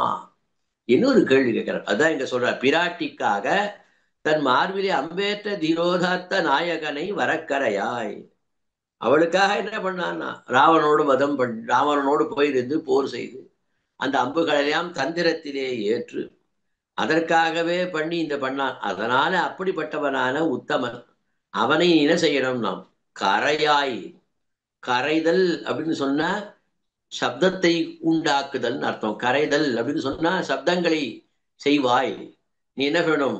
ஒலியை உண்டாக்குவாய். காக்காயினுடைய ஒலியை நீ அந்த ஒலியினாலே என்ன செய்யணும் அப்படின்னு கேட்டால் இந்த விஷயத்தை செய்து அப்படி தன் முயற்சியிலிருந்து நீங்கியவளான பிராட்டியை ரட்சிப்பதே தன்னுடைய உத்தமமான சப்தத்துக்கு, உத்தமன் என்கிறதான உயர்ந்ததான திருநாமத்துக்கு பொருந்து இருக்கக்கூடிய அந்த எம்பெருமான் அவன் எப்படிப்பட்டவன்?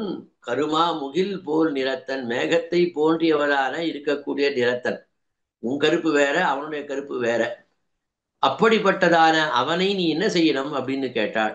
உன்னை ஸ்தோத்திரம் பண்ணுகிறேன். ஏன் ஸ்தோத்திரம் பண்ணுகிறேன்? அந்த எம்பெருமான் வர வேண்டும் என்று நீ சகுனம் பார்த்து கரைய வேண்டும் என்பதற்காக உன்னை பண்ணுகிறேன் என்று வரக்கரையாய் வரக்கரையாய் என்று கரையாய் காக்கை பிள்ளாய் என்று சொல்லி முடித்தார். அடுத்ததான 3வது பாசுரம். பூவாய் பூங்குயிலே குளிர் மாறி தடுத்து உகந்த மாவாய் கிண்ட மணிவண்ணனை வர பூவாய் பூங்குயிலே. அச்சமான விஷயம், குயிலை பற்றியதான அற்புதமான விஷயத்தை இந்த இடத்த சொல்றார். நம்ம சம்பிரதாயத்துல உயிர்களை பற்றி அருளி செயல்கள்ல பல இடங்களில அற்புதமான பல தாத்பரியங்கள் விஷயத்தை நமக்கு காட்டி கொடுக்கிறார்கள். இப்ப இந்த இடத்துல சொல்லும் பொழுது குயில் எப்படி இருக்கிறதுன்னு கேட்கிறார். இப்ப காக்கைய போலதான் குருவியும், நிறத்தால கருப்பு. அப்போ கருப்பாக இருக்கக்கூடியதுன்னு சொல்லும்போது காக்கையும் சொல்றார். இப்ப அடுத்தது குயிலையும் இப்ப இந்த இடத்த சொல்றார். ஆனால் காக்கைக்கும் குயிலுக்கும் ஒரு வித்தியாசம் இருக்கிறது. என்ன இடத்த சொல்ல போறார்? என்ன சொல்ல போறார் பாருக்கா. கூவாய் தரிசனீயமான உன் படியை காட்டி கண்ணுக்கு இறையிட்டா போல செவிக்கும் இறையிட பாராய். இப்ப காக்கா மாதிரி கிடையாது. தரிசனீயமான உன்படியை காட்டி. குயில் எப்படி இருக்கு? அழகா இருக்கு பார்க்கறதுக்கு. அதே கருப்பு தான். காக்காவுக்கு அவ்வளவு அழகு இல்லை. குயிலுக்கு அவ்வளவு அழகாக இருக்கிறது. தரிசனீயமான உன்படியை காட்டி தான் சொல்ற, நீ எப்படி இருக்கிற, காண்பதற்கு அழகாக இருக்கக்கூடியது உன்னுடைய வடிவம். அப்போ உன்னை பார்க்கறதுனால என்ன இருக்கு, கண்ணுக்கு ஒரு பெரியதான விருந்து எனக்கு கிடைக்கிறது, அது நல்லா தெரியறது. அது போல இப்ப என்ன செய்யணும்னா, கண்ணுக்கு விருந்து கொடுத்தா போல என்னுடைய காதுக்கும் நீ விருந்து கொடுக்க வேண்டும். என்ன கொடுக்க வேண்டும்? கூவாய், செவிக்கும் இறையிட பாராய். குயில் கூவுதல் எப்படி இருக்கு? சங்கீத சாஸ்திரத்திலே ஏழிசை ஆழ்வார், ஏழு இசையின் சுவைதானே நம்ம ஆழ்வார் சொல்றார், அருளி செய்கிறார். ஏழு இசையினுடைய ரசம் எம்பெருமான் அப்படின்னு சொல்றார். எவ்வளவு பெரிய விஷயம் தெரியுமா அது? அப்ப சப்தஸ்வர ரூபனாக எம்பெருமான் இருக்கிறான், ரசமாக இருக்கிறான், சப்தஸ்வர ரூபமாக எம்பெருமான் இருக்கிறான்னு சொல்றார். ஏழு இசையின் சுவைன்னு சொல்றார். சங்கீத சாஸ்திரங்களிலே இந்த சொற்கள் எல்லாம், அதாவது இந்த சப்தஸ்வரங்களிலே சஜ்ஜ ரிஷப காந்தார மத்தியம பஞ்சம தெய்வத நிஷாத ஸ்வரங்கள் எல்லாம் இந்த பட்சிகளிடத்திலிருந்து, இந்த விலங்குகளிடத்திலிருந்து கண்டுபிடிக்கப்பட்டதுன்னு ஒரு நிர்வாகம் உண்டு. அப்படி பார்க்கும் பொழுது குயிலிடத்திலேயும் ஸ்வரங்கள் உண்டானது என்று சொல்றாள்.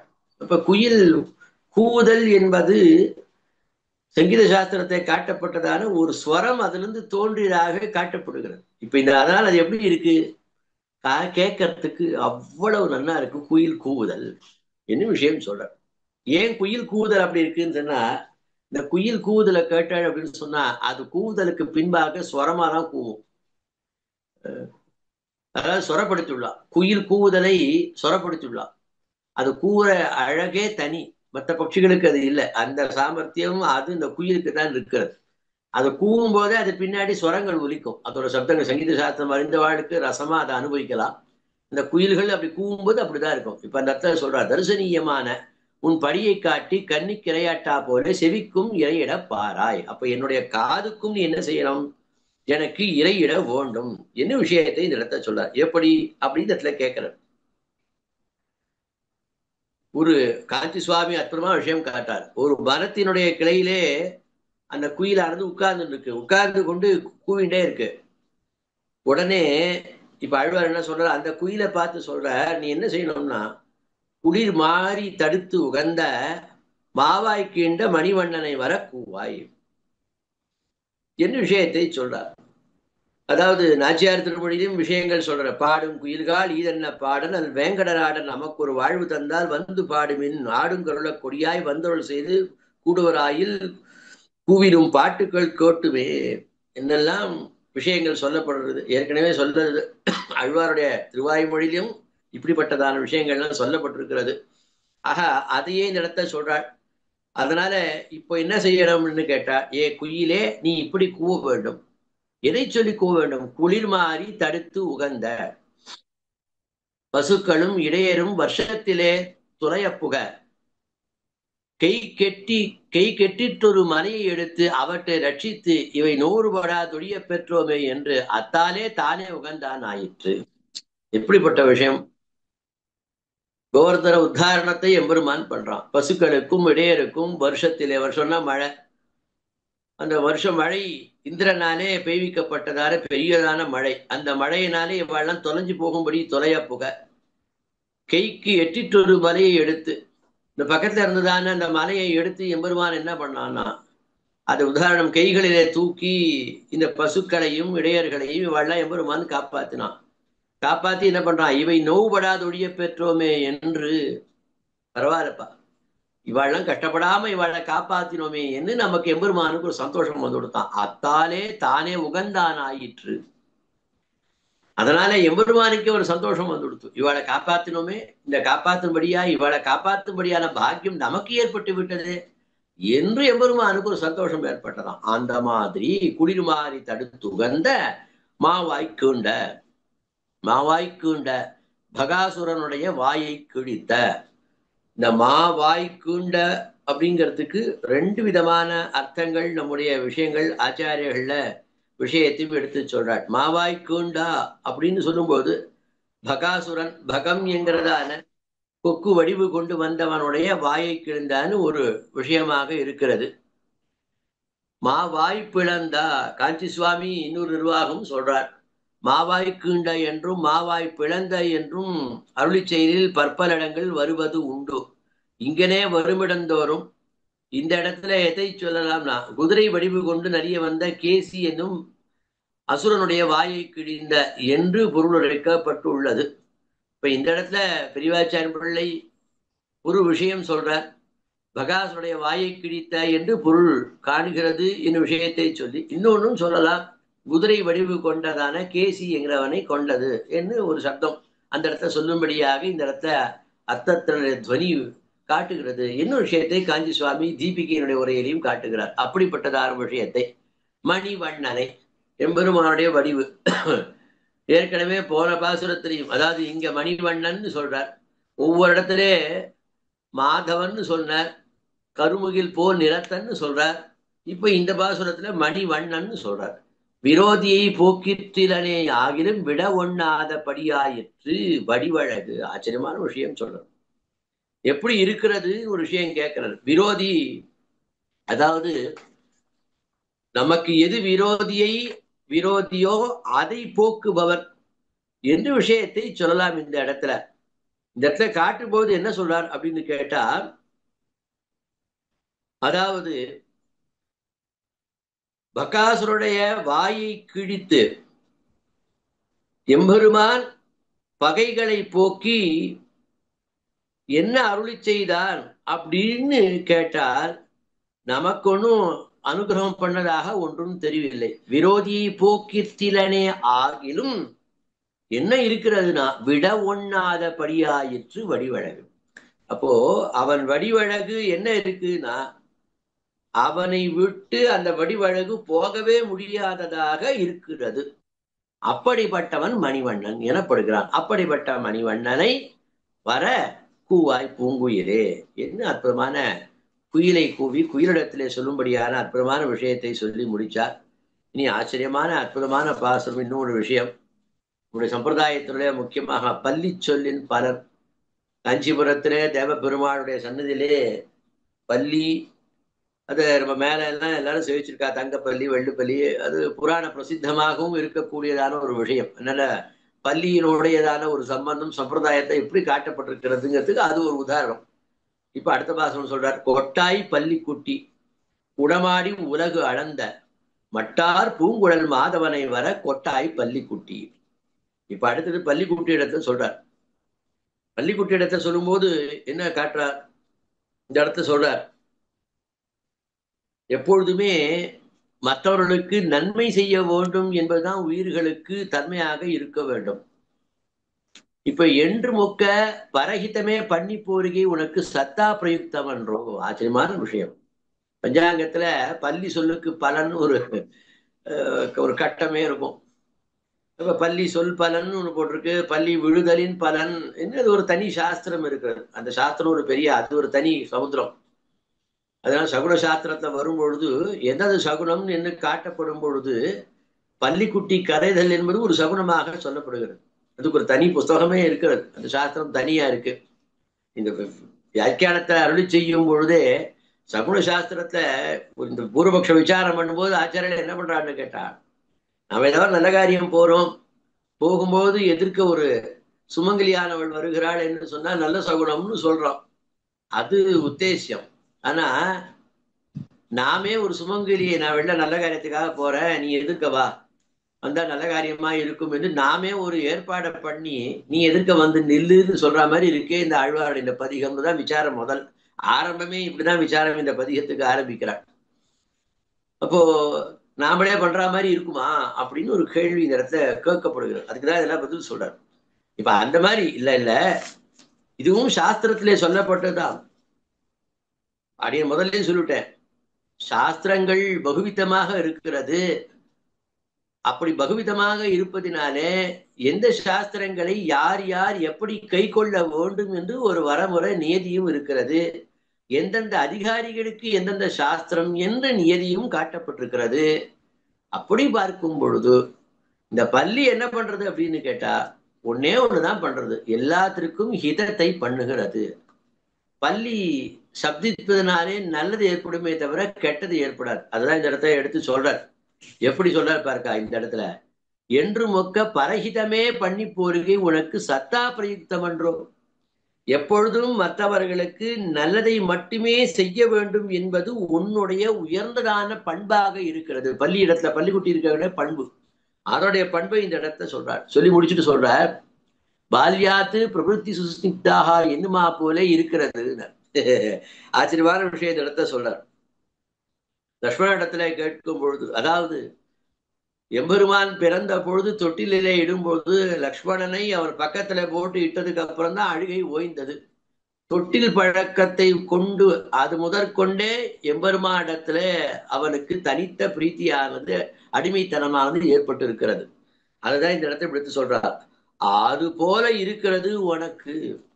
ஏன்னு கேட்டா, நீ நல்லதை ஒன்றுதான் வாயில சொல்றையே தவிர கெட்ட வார்த்தை என்பது உன்னோட வாயிலிருந்து வார்த்தையா வரவே இல்லையே என்ன விஷயத்தை எடுத்து சொல்றாளாம். அப்படிப்பட்டதான என்னுமா போல இருக்கிறது. எப்படிப்பட்டவன்? குடமாடி உலகு அளந்த ஒரு ஊரில் மன்று பாழ் தீரும்படியாக குடக்கூத்து ஆடினான். ஆச்சரியமான விஷயம்.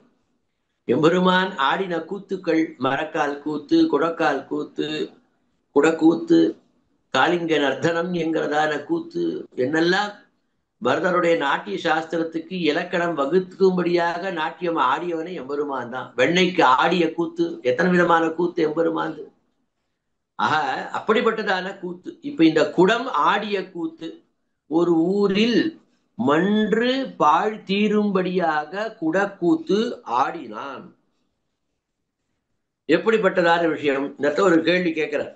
இவன் ஆடின கூத்துனால என்ன நடந்தது அப்படின்னு ஒரு கேள்வி கேட்கிறார். எம்பெருமான் எதற்கு குடக்கூத்து ஆடினான்? பெண்களை எல்லாம் வசப்படுத்தி கொள்ள வேண்டி குடக்கூத்து ஆடினவன் எனக்காக வராமல் போகான். காஞ்சி சுவாமி விஷயம் இதுக்கு விசாரம், இதுக்கு விஷயத்தை அருளி செய்கிறார். இந்த பெண்களை எல்லாம் வசப்படுத்தி கொள்ள வேண்டும் என்பதற்காக எம்பெருமான் குடத்தினாலே குடத்தை கையில் வைத்துக்கொண்டு கூத்து ஆடினான். அவன் வராமல் போக மாட்டான். அவன் வரும்படி நீ ஒலி செய்யாமல் இருந்தால் அதுதான் குறையாக இருக்கும். அந்த குறை தீருவதற்கு பள்ளிக்குட்டியே நீ ஒலியை செய்திடாய், அந்த குறை போகும்படியாக நீ ஒலி செய்திட வேண்டும் என்று ஒரு லோகத்திலே பாழ் தீரும்படியாக ஒரு கூத்தாடினான் ஆயிற்று. மட்டார் பூங்குழல். அடுத்த விஷயம் சொன்னார். அது மட்டுமா, இன்னொரு விஷயம் சொன்னார். உலகு அளந்தன குடமாடி உலகு அளந்தன. வியாக்கியானம் பண்ணார். குடமாடின்னு சொல்லிவிட்டார். அந்த குடமாடியோட எதற்கு உலகு அளந்த தன்மையை பேசுறார் அப்படின்னு ஒரு கேள்வி கேட்கிறார். ஏன் அப்படின்னு கேட்டா இதற்ற விஷயத்தை சொல்றார். தானாகவே எல்லார் தலையிலும் திருவடியை வைத்து சத்தை பெருவிக்கும் அவன் நம்மை உபேட்சிக்க மாட்டான் என்று சூச்சிப்பிக்கிறபடி காஞ்சி சுவாமி தீபிகையில காட்டுறார். அதாவது எம்பெருமான் என்ன பண்றான்னு கேட்டா, ஓங்கி உலக அளந்தான். அப்படி உலக அளந்த பொழுது இன்னாரெல்லாம் என் தலை மேலே உங்களுடைய திருடியை வைக்க வேண்டும் என்று யாராவது பிரார்த்தித்தார்களானா யாருமே பிரார்த்திக்கல. பிரார்த்திக்காதவாதான் இங்க இருந்தாள். அவ பிரார்த்தனை இல்லாவிட்டாலும் கூட தன்னுடைய கிருபையினாலே அவளுடைய தலை மேலே இவனுடைய திருவடியை எம்பெருமான் வைத்தானே. அப்படிப்பட்டதான புகழ். குடமாடி உலகளந்தா என்று அப்படி கூத்தாடினான். அப்படிப்பட்டவன் எப்படிப்பட்டவன்? மட்டார் பூங்குழலி. தேன்மாறாத பூ மலரை உடைத்தான திருக்குழலை உடையவளை. ஆச்சரியமான எம்பெருமானுடைய திருக்குழல் கற்றையினுடைய அற்புதமான ஒரு பெருமையை இந்த இடத்த சொல்றார். தேன் மாறாத பூ மலரை உடைத்தான திருக்குழலை உடையவன். எம்பெருமானுடைய திருமுடி எப்படி இருக்கிறது, திருக்குழல் எப்படி இருக்கிறதுனா தேன் மாறாத பூ மலர்னா. தேன் மாறாத பூ மலர்னா என்ன அர்த்தம்? புஷ்பங்கள் விகசிக்கிறதுக்கு முன்னாடி விகசித்துடுத்துனா என்ன ஆகும் அப்படின்னு கேட்டால், வண்டுகள் போய் அதுல போய் உட்கார்ந்து கொண்டு தேனை பருகிவிடும். அப்படி தேனை பருகுவதுன்னு ஒண்ணு, தேனை பருகுவதற்கு முன்பு ஒரு தசை என்ன பூக்களுக்கு ரெண்டு விதமான தசை. மலர்றதுன்னு ஒன்று, மலர்வதற்கு முன்பு ஒரு தசை. இந்த மலருக்கு முன்பு அதுல இருக்கக்கூடியது, மலர்ந்த பின்பு வரக்கூடியதான தன்மை. இந்த ரெண்டு விஷயத்தை எடுத்து சொல்றார். தேன் மாறாத பூ மலரை உடைத்தான திருக்குழலை உடையவன். அப்ப தேன்கிறதான, தேன்னா என்ன அர்த்தம்? தேன் மாறாத பூக்களை, தேனானது தேனியானது தேன் இடப்படாதது, அது இருந்தாலும் அது இன்னும் சுவைக்கப்படாததாக இருக்கக்கூடியதான தேன். அப்படிப்பட்டதான புஷ்பங்களை தன்னுடைய திருக்குறள் கற்றையிலே அணிந்தவளாக இருக்கக்கூடியவர். மட்டார் பூங்குழல் மாதவனை வர ஒட்டாய் பள்ளிக்குட்டி. மாதவனை பரம பிரணயியானவனை. மாதவன்னா என்ன அர்த்தம்? நம்மிடத்திலே அற்புதமான பெருங்காதலை உடையவன். அப்படிப்பட்டவனான திருக்குழக்கற்றையை உடையவனான எம்பெருமானை நீ என்ன செய்ய வேண்டும்? கொட்டாய் பள்ளிக்குட்டி. ஆக அப்படிப்பட்டவனால மாதவன். மாதவனுக்கு ரெண்டு அர்த்தமும் சொல்றான். மான்னா பெரிய பிராட்டியார்னு பொருள் இருக்கிறதுனால மட்டார் பூங்குழல் என்று விசேஷணத்தை அப்பிராட்டிக்கு ஆக்கி உரைத்ததுமா. அப்படிப்பட்ட பிராட்டி உடையவனான அவனை வரக்கூவாய் என்ன அர்த்தமும் சொல்லலாம் என்று காட்டினாள். ஆக அப்படிப்பட்டதான பாசுரம். இனி அடுத்ததான பாசுரம் சொல்லாய் பைங்கிளியே. அடுத்ததான 5வது பாசுரம் சொல்லாய் பைங்கிளியே சுடர் ஆடி வலன் உயர்த்த மல்லா தோல் வட வேங்கடவனை வர சொல்லாய் பைங்கிளியே. அடுத்ததான கிளியினுடைய பிரஸ்தாபத்தை அற்புதமான விஷயமாக காட்டுறார். நம்முடைய சம்பிரதாயத்தை கிளி பேச்சு என்று சொல்லுவாள். இப்போ கிளியிடத்துல என்ன பயன் உண்டு? கிளியிடத்துல என்ன ஒரு விஷயம்னா, நாம ஏதாவது அதுங்கிட்ட ஒரு வார்த்தையை பேசிட்டே இருந்தா என்ன ஆகும்னா, கொஞ்ச நாள் கழிச்சு திருப்பி என்ன பண்ணோம்? அந்த வார்த்தையை திருப்பி கிளி பேசணும். அந்த மாதிரி இருக்கும். அதனால திடீர் ஏதேனும் சில சொற்களை சொல்லிக் கொண்டிருப்பதனால அதுக்கு என்ன பலன் கிடையாது. எம்பெருமான் இங்க வர வேண்டும் என்று அதை சொன்னா பலன் உண்டு. அதனால இங்க அதுக்கு அர்த்த நிர்ணயம் சொல்றார் தீபிகையில. பிராப்தி பிரதிபந்தகங்கள் பல கிடக்கும் போது எளிதாக அப்பெருமான் இங்கு வந்துடுவானோ என்று அக்கிளி நினைக்கார். அந்த கிளி நினைச்சுதான். என்ன நினைச்சது அப்படின்னு சொன்னா, உங்களை எம்பெருமான், நீங்கள் எம்பெருமானை அடைய வேண்டும் என்று சொன்னால் அந்த அவனை அடைவதற்கு பிரதிபந்தகங்கள் தடைகள் நிறைய இருக்கும்.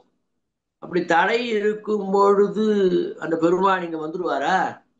நீங்க என்னமோ இப்படி சொல்றல அப்படின்னு அந்த கிளி நினைச்சலாம்.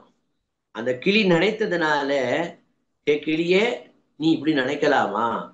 பிராப்தி பிரதிபந்தகங்கள் இருக்கும் எங்களுக்கு என்று நீ நினைக்கலாமா என்று இந்த கிளியை நோக்கி கேட்கிறார் இந்த இடத்துல. ஏன் அப்படின்னு கேள்வி கேட்கிறாரு. இப்ப வியாக்கியானம் சொல்லுவோம். உன் வடிவை காட்டி ரட்சித்தா போலே உன்னுடைய பேச்சாரும் ரட்சிக்க பாராய். கிளி எப்படி இருக்கு? பார்க்க அழகா இருக்கு.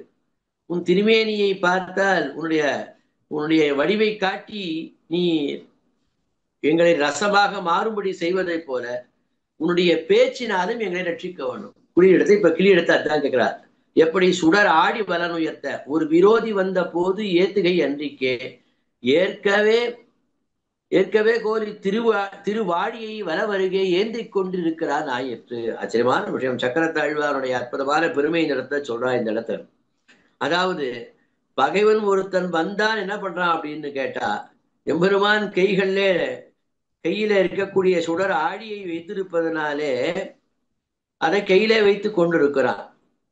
அது இருப்பதினாலே என்ன இருக்குது அப்படின்னு கேட்டா, ஏற்கனவே திருவாழியான் வலத்திலே ஏந்து கொண்டிருக்கான். விரோதி நிரசனத்துக்கு மட்டுமே இல்லை, அவன் கைகளிலே விரோதி நிரசனம் மாத்திரம் அன்றிக்கே எம்பெருமான் கைகளில் அழகுக்கு இருந்தாலும் கூட விரோதி நிரசனம் என்கிறதான விஷயத்திற்காகவும் திருவாழியாழ்வான் கைகளிலே ஏந்தி இருக்கிறான்.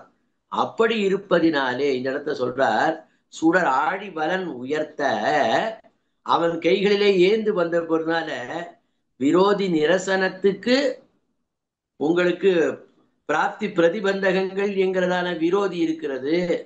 உங்களுக்கு எப்படி கூப்பிட்டால் வரும் நீ நினைக்கிறையே, நினைக்கலாமா? அவன் கையில விரோதி நிரசனத்துக்கு என்றே ஒன்றை கையிலே ஏந்து கொண்டிருக்கிறான்.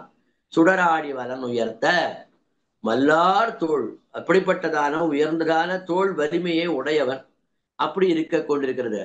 ஆயுதம் தானும் மிகையாம்படியான திண்ணிய தோளை உடையவன். அவன் கைகள்ல இருக்கக்கூடியதான விஷயம் எப்படி இருக்கிறது அப்படின்னு கேட்டா, படைகலங்களை சுமத்தல் என்பது மிகை என்று இருக்கும்படியாக இருந்தாலும் அப்படிப்பட்டதான தோல் வலிமை உடையவனாக எம்பெருமான் இருக்கிறான் சுவாவமாகவே. அப்படிப்பட்டதான மல்லார் தோள், அப்படிப்பட்டவனை அவன் யார்? திவிதேச பிரஸ்தாவம் பண்றார். வடவேங்கடவனை வர, தட்சணத்துக்கு உறுப்பாக முதலடியிட்டு கொண்டு இருக்கிறவனை. திருவேங்கடத்து எம்பெருமானுடைய அற்புதமான விஷயத்தை இந்த இடத்தில் சொல்றார். எல்லா உயிர்களையும் காப்ப வேண்டும் என்பதற்காகவே திருவேங்கடத்தினுடைய உச்சியிலே வந்திருந்து தபஸ் பண்ணிட்டு இருக்கானாம். அதை நடத்த சொல்றார். ரட்சணத்துக்கு உறுப்பாக முதல் அடி இட்டு கொண்டு நிற்கிறான். முதல் அடினா என்ன அர்த்தம்? தபசுன்னு அர்த்தம். வெத்த காலை எடுக்க மாட்டேன் என்று எம்பெருமான் இருக்கிறானாம். அந்த நின்ன கோலத்திலே நிற்கின்றதான திருவேங்கடவராகிய எம்பெருமான் வரும்படியாக நீ என்ன செய்ய வேண்டும் கிளியே, சொல்லாய் பைங்கிளியே, சுடராடி வலன் உயர்த்தா என்று சொல்லி முடித்தார். அடுத்ததால் 6வது பாசனம். கோழி கூவென்னும் மால் தோழி நானென் செய்கேன் ஆழிவண்ணர் வரும் பொழுதாயிற்று கோழி கூவென்னும் மால். இந்த பாசுரத்தினாலே தோழியையும் சொல்லுகிறாள், கோழியையும் சொல்லுகிறாள், தன்னையும் சேர்த்து சொல்லுகிறாள். பிரகார நாயகி இது அடுத்த பாசுரம் இந்த வைகரியில அமைக்கப்பட்டிருக்காது. இந்த விஷயமாக ஆழ்வார் இந்த இடத்தை இப்படி அருளி செய்கிறார். கோழி கூவென்னும் மால். 6ஆம் பாட்டு ஆச்சரியமான விஷயம் சொல்றார். தோழி என்று சமான துக்கையாய் உடன் கேடி ஆனவளை சம்போதித்து கோழி கூவென்னுமால் ஆழிவண்ணன் வரும் பொழுது ஆயிற்று கோழி கூவென்னுமால் என் செய்கேன் என்கிறாள். ரொம்ப அழகான ஒரு விஷயம் சொல்றார். தோழி என்பவள் யார் என்று ஒரு திட்ட கேள்வி கேட்கிறார். ஆழிவண்ணர் வரும் பொழுதாயிற்று தோழி நான் என்ன பண்ணுவேன் என்ன ஒரு விஷயம் சொல்றார். தீபிகையில சுவாமி காட்டுறார். கண்ணபிரான் முதலில் சாமக்கோழி கூவினதும் தான் குறித்த பெண்ணுடன் கலவி செய்ய சென்று மீண்டும் அத்தோழி கூவினவாறே அவளை விட்டு பிரிவது என்று ஒரு நீதி உண்டு. இந்த நியதியை அறிந்த பரகாரனாகி தன் தோழியை நோக்கி கோழி கூவென்னுமால் ஆழிவண்ணல் வரும் பொழுதாயிற்று என்றாள். ஆச்சரியமான விஷயம். காஞ்சி சுவாமி காட்டுனா இந்த விஷயம் யாரும் தெரிய போறோம். இந்த இடத்த சொல்றார். அப்போ எம்பெருமான் வியாக்கியானம் அப்படியே பிரசித்தமா தெரியறதுனால அப்படின்னு விவரிச்சு சொல்லலாத்த. அந்த மீண்டும் ஒரு கோழி கூறினவாறே அந்த பெண்களை விட்டு பிரிவது சேர்வதுன்னு ஒரு நியதி இருக்கிறது. இந்த கோழி கூதை வைத்துக் கொண்டு எம்பெருமான் நிற்பது பிரிவதுன்னு விஷயங்கள் தெரிவதினாலே இந்த நியதியை அறிந்தால் இந்த பரகார நாயகி இதை அறிந்தவளாக இருப்பதினாலே தன் தோழியிடத்துல என்ன பண்றாள்? கோழி கூவென்னுமால் என்று அருளி செய்கிறாள். அப்போ அப்படின்னா என்ன அர்த்தம்? எம்பெருமான் வரக்கூடியதான நேரமானது வந்து விட்டது, எம்பெருமான் வரப்போகிறான் என்ன விஷயத்தை இந்த இடத்தை எடுத்து சொல்றார். அப்படிப்பட்டதான ஆச்சரியமான விஷயம் காஞ்சி சுவாமி காட்டுறார். பல ஊழிகள் ஆயிடும் அன்றியோர் நாடிகையே பல கூறிட்டு கூறாயிடும் திருவிருத்தத்தினுடைய அற்புதமான விஷயங்கள் எடுத்து இந்த இடத்தை சொல்றார். விஸ்லேஷ காலம், எம்பெருமானை விட்டு பிரிந்த காலம் இவாளுக்கு எப்படி தெரியுது? அநேக கல்பங்களாக தெரிந்தது. சம்ஸ்லேஷ காலம், எம்பெருமானோடு சேர்ந்து இருக்கக்கூடிய காலம் அதி சொல்ப காலமாக தோற்றுகிறது இயல்பாக இருப்பதினாலே இப்போ எம்பெருமானோடு சம்ஸ்லேஷம் கிருஷ்ண சம்ஸ்லேஷமானது நிகழ்ந்து முடிவதாக இருக்கக்கூடியதுக்கு வருந்தி தோழியானவன் சொல்றான், நான் என்ன செய்வேன்? எம்பெருமானை விட்டு பிரிய போகிறேனே, எம்பெருமான் என்னோடு இருக்கக்கூடிய நிலைமை பிரிய போகிறதே என்று சொல்லுகிறாள் இந்த இடத்துல என்ன விஷயத்தை எடுத்து சொல்றாள். கோழி கூவென்னுமால் ஆழிவண்ணர் வரும் பொழுதாயிற்று கோழி கூவென்னுமால் என்ன செய்கிறேன் என்றால் இதற்கு பொருளாக ஜீயர் அருளி செய்தாராக பிள்ளை அருளி செய்யப்படும். நஞ்சி அருளி செய்ததாக நம்பிள்ளை சொன்னது. கிருஷ்ணன் கோழி கூவினவாறே வருவாய், மீண்டும் கோழி கூவினவாறே போமாய், வரவை சூச்சிப்பிக்கிற கோழி கூவார் என்றது. ஆச்சரியமான விஷயம். எம்பெருமான் இவ வரப்போறான்னா கோழி கூவுறது, கோழி கூவினவாறே வருமாய், மீண்டும் கோழி கூவினவாறே போவாராக இருக்கிறது. இதை தெரிந்து கொண்டாள் இவள். அதனால கோழி கூவார் என்றது. பிரிவில் தரிக்க ஒண்ணாதபடியான கடல் போல சமஹரவான வடிவை உடையவர் வருங்காலம் ஆயிற்று. மீண்டும் கோழி கூவ போவர். நடுவு சம்ஸ்லேஷத்துக்கு காலம் இல்லை, நான் என்ன செய்கிறேன் என்கிறாள். இப்ப நான் என்ன பண்றது? எம்பெருமான் என்னை விட்டு பிரிந்து போயிடுவானே, நான் என்ன செய்யறது? அவனோடு சேர்வதற்கு இனி நமக்கு வழி இல்லாமல் காலம் இல்லாமல் இருக்கிற என்று கிருஷ்ணன் கோழியை மடியிலே இட்டு கொண்டு வரும் போல காணும் என்று பட்டர் அருளி செய்தார் என்று பிரசித்தமே. ஆச்சரியமான விஷயம் சொல்றார் இந்த இடத்துல. பட்டருடைய அற்புதமான ஸ்ரீசுக்தி. கண்ணன் வரும்போது என்ன பண்ணுவான் அப்படின்னு கேட்டா, மடியில கோழியை இட்டுண்டே வருது போல இருக்கிறது அப்படின்னு ஒரு பிரசித்தம் இருக்கிறது. அப்படின்னா என்ன அர்த்தம்? அந்த இடத்த கோழியை கூவ விடுறது, கோழி கூவின உடனே மணியை எடுத்துன்னு கிளம்புறது, திருப்பி கோழி எடுத்துட்டு வந்து கூவ விட்டு சம்ஸ்லேஷம் செய்யறது, அப்புறம் விஸ்லேஷம் செய்யறது. இப்படி ஒரு சரித்திரம் இருப்பதற்காக அவன் வரும்போதே கையில கோழி எடுத்துன்னு வந்தா மாதிரி இருக்கு என்ன விஷயத்தை அருளி செய்கிறார். அப்படிப்பட்டதான இப்பாட்டில் அதனால ரசோக்தியாக அருளி செய்வார் என்கை என்று பிரசித்தமிரே என்று சொல்லி முடித்தார். இனி அடுத்ததான கட்சிகள் எல்லாம் முடிச்சார், பள்ளிக்குட்டியின் நடுவில் சேர்த்து முடிச்சார். இனி அடுத்தது இந்த எம்பெருமானோடு சேர்ப்பிக்க வைப்பதற்கு முக்கியமாக யார் இருப்பார்கள் என்று தெரிந்த உடனே காமன் தான் இதை செய்வான், மன்மதன் தான் இதை செய்வான் என்று துணிந்து இப்ப மன்மதனிடத்திலே விழுகிறாள். இந்த இடத்துல எப்படி ஆண்டாள் பிராட்டி தெய்யொரு திங்களும் தரை விளக்கி தன் மண்டலமிட்டு மாசி உன்னாள் என்று சொல்லி மன்மதனிடத்திலே போய் அவள் விழுந்து மன்மதனிடத்திலே என்னை சேர்க்க வேண்டும் என்று கேட்பட்டு அப்போதே இப்ப இந்த இடத்த சொல்றார். காமர்க்கென் கடவேன் கருமாமுகில் வண்ணர்க்கு அல்லால் பூ மேலங்கனை கோத்து புகுந்தைய காமர்க்கென் கடவேன். ஆச்சரியமான விஷயம் சொல்றார். காமன் இத்தியாதி வயிற்றில் பிறந்த காமனுக்கு என் கடவேன் எப்படி இருக்கு அப்படின்னு கேட்டா, தாலி கட்டின கணவன் வருத்தப்படுவது சகஜம். வயிற்றில் பிறந்த பிள்ளை வருத்தப்படுவதற்கு என்ன பிராப்தி உண்டு என்பது இப்பாசுரம் நான் தீபிகை உரையிலே காஞ்சி சுவாமி. அப்படின்னா என்ன, இது கொஞ்சம் விவரிச்சு சொல்ல வேண்டியதான அற்புதமான விஷயம் இது. அதாவது ருக்மிணி பிராட்டியார் அவள்.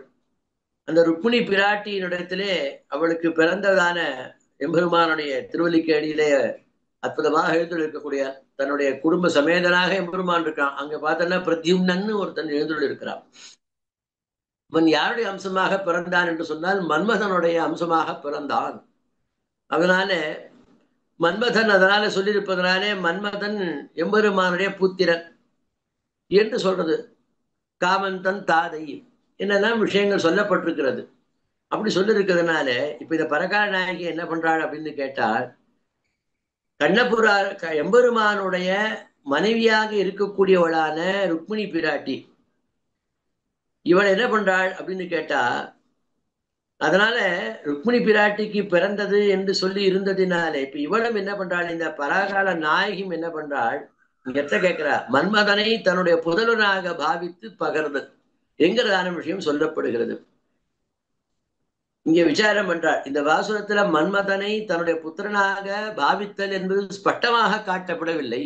என்ன ஒரு விஷயம் இருந்தாலும் கூட என்ன இருக்கு அப்படின்னு சொன்னா, காமன் தனக்கு முறையல்லேன் எனக்குத்தானும் மகன் சொல்லில் திருமொழியிலே 11ஆம் பத்து 3ஆம் திருமொழி 7வது பாசுரத்திலே இந்த விஷயம் காட்டப்படுகிறது என்று காஞ்சி சுவாமி காட்டுறார்.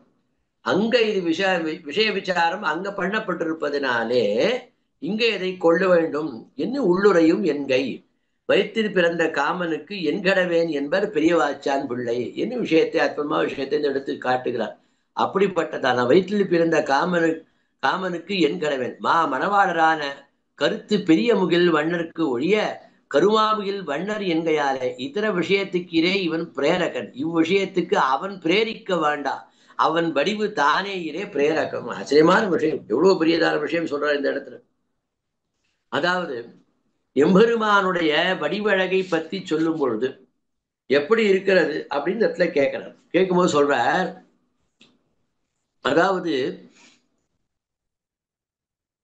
முகில்வண்ணர் அப்படின்னு சொல்லியிருக்கு. கரிய பெரிய முகில்வண்ணன் என்று இந்த பாசுரத்திலே கருமா முகில் வண்ணர்க்கு அல்லால் என்று சொல்லப்பட்டிருக்கிறது. அப்படி இருப்பதனாலே முகில்வண்ணர் காரணமாக தனக்கு வரக்கூடியதான ஆற்றாமை, அந்த ஆற்றாமையை தாங்கிக் கொள்ள வேண்டும். அதை தாங்கிக் கொள்வதற்கு எனக்கு சக்தி இல்லை. இப்ப அதை சொல்றார். அதனால என்ன இருக்கு அப்படின்னு கேட்டா, என்னால இருக்க முடியாது. அதனால என்ன இருக்கும் அப்படின்னா, அவனை பற்றியதான காதலுக்கு அவனே தூண்டுபவனாக இருக்க தேவையில்லை. அவன் வடிவு அழகே அதை தூண்டிவிடும். இங்க அதுதான் சொல்ல வர இந்த இடத்துல. ஆக ஏன்னா அழ்வார் பாசுரத்தை சொல்லும் போது பேரமர் காதல் கடல் புறைய விளைவித்த காரமர் மேனி நம் கண்ணனும் வாராரான். அந்த காதல் எம்பெருமான் உண்டாக்க வேண்டாம், எம்பெருமானுடைய திருமேனி வடிவு அழகே உண்டாக்கி விடும் நம் போல்வாருக்கு எந்த விஷயத்தை இந்த இடத்தை சொல்றார். ஆக மன்மதனுக்கு இன்னொரு பேர் அர்த்தம் விஷயம் என்னது, அவன் கரும்பு வில்லிலே மலரம்புகளை தொய்த்து எய்ப்பது. அப்படிப்பட்டவனான மன்மதன் ஆக ஐங்கனை கோத்து புகுந்து எய்யா என்று சொல்லப்பட்டதான காமர்க்கென் கிழவன் காமன் திறத்து நான் என்ன செய்ய போகிறேன், என்னால் என்ன செய்ய முடியும் என்பதாக சொல்லி கருப்பு வில்லிலே புஷ்பபானங்களை 5ஐயும் தொடுத்தையா என்று சொல்லி முடிச்சு இங்கே போதுங்களோ. இப்ப அடுத்த பாசுரத்துக்கு காமர்க்கென் கடவேன் கருமாமில் வண்ணர்க்கு அல்லால் என்று காமர்க்கென் கடவேன் என்று சொல்லி முடித்தார். இனி அடுத்ததான அற்புதமான பாசுரம், இங்கே போதுங்களோ இனவே நெடுங்கண் கழிப்ப கொங்கார் சோலை குடந்தை கிடந்த மால் இங்கே போதுங்களோ. திருவேங்கடத்தை சொன்ன மாதிரி அடுத்தது இந்த பாசுரத்தினாலே திருக்குடந்தை ஆறாவது அழ்வான் என்கிறதான எம்பெருமானுடைய அற்புதமான விஷய சம்பந்தத்தை இந்த இடத்தை எடுத்து காட்டுகிறாள். இந்த இடத்துல 8ஆம் பாட்டு இங்கே போதுங்களோ. 2 தலைக்கும் சொரூப ஹானியாக நான் அங்கே செல்லாமே தான் இங்கே வர வல்லனையோ.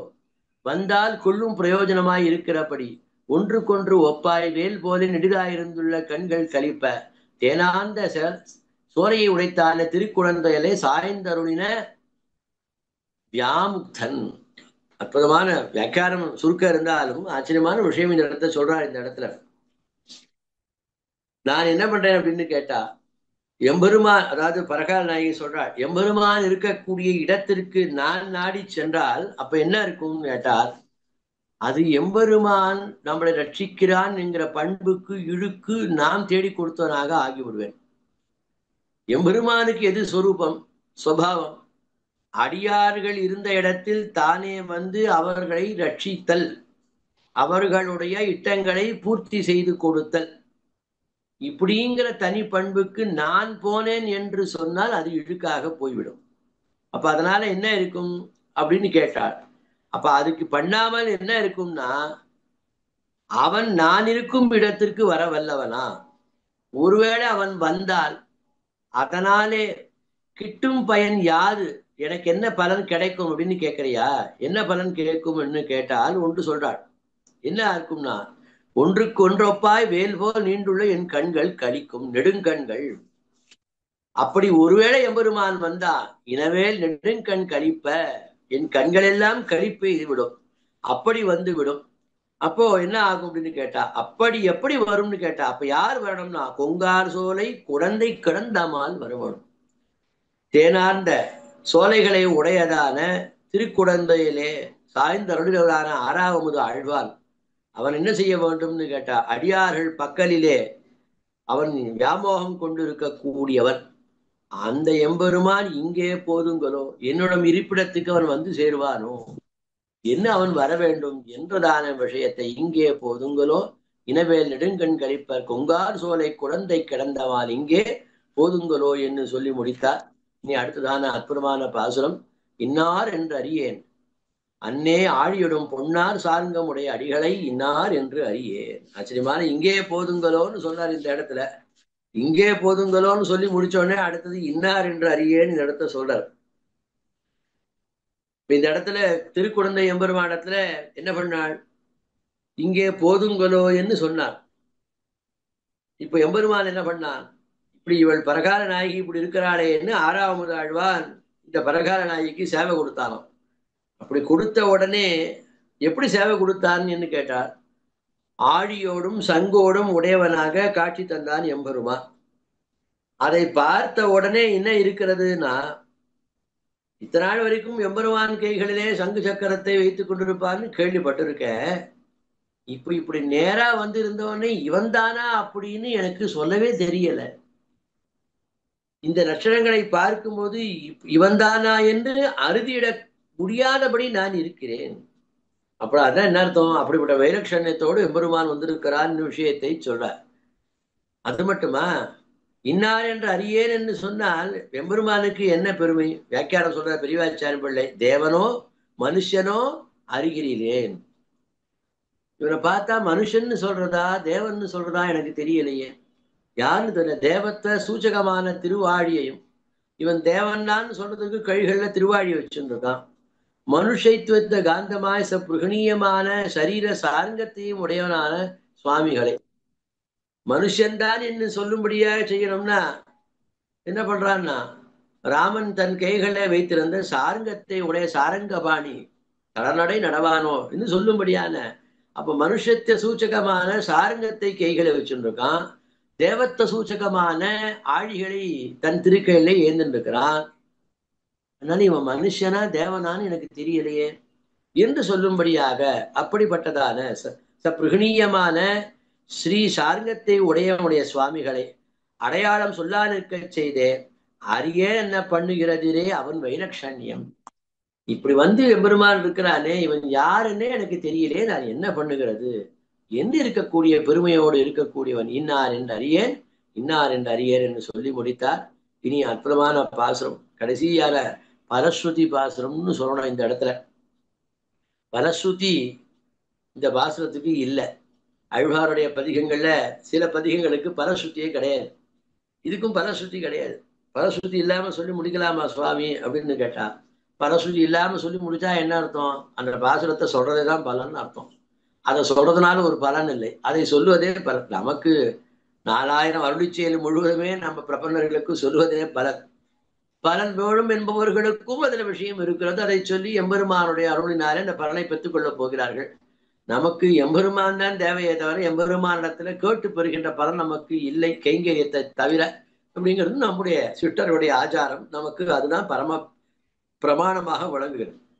இந்த பாசுரமும் அதை தான் சொல்றது. தொண்டீர் பாடுமினோ சுரும்பார் பொழில் மங்கையர்கோன் ஒண்டார் வேல்கலியின் ஒலி மாலைகள் தொண்டீர் பாடுமினோ. பாடுங்கோள் பாடுங்கோள் பாடுங்கோள் என்று இந்த விஷயத்தை எடுத்து சொல்றார்.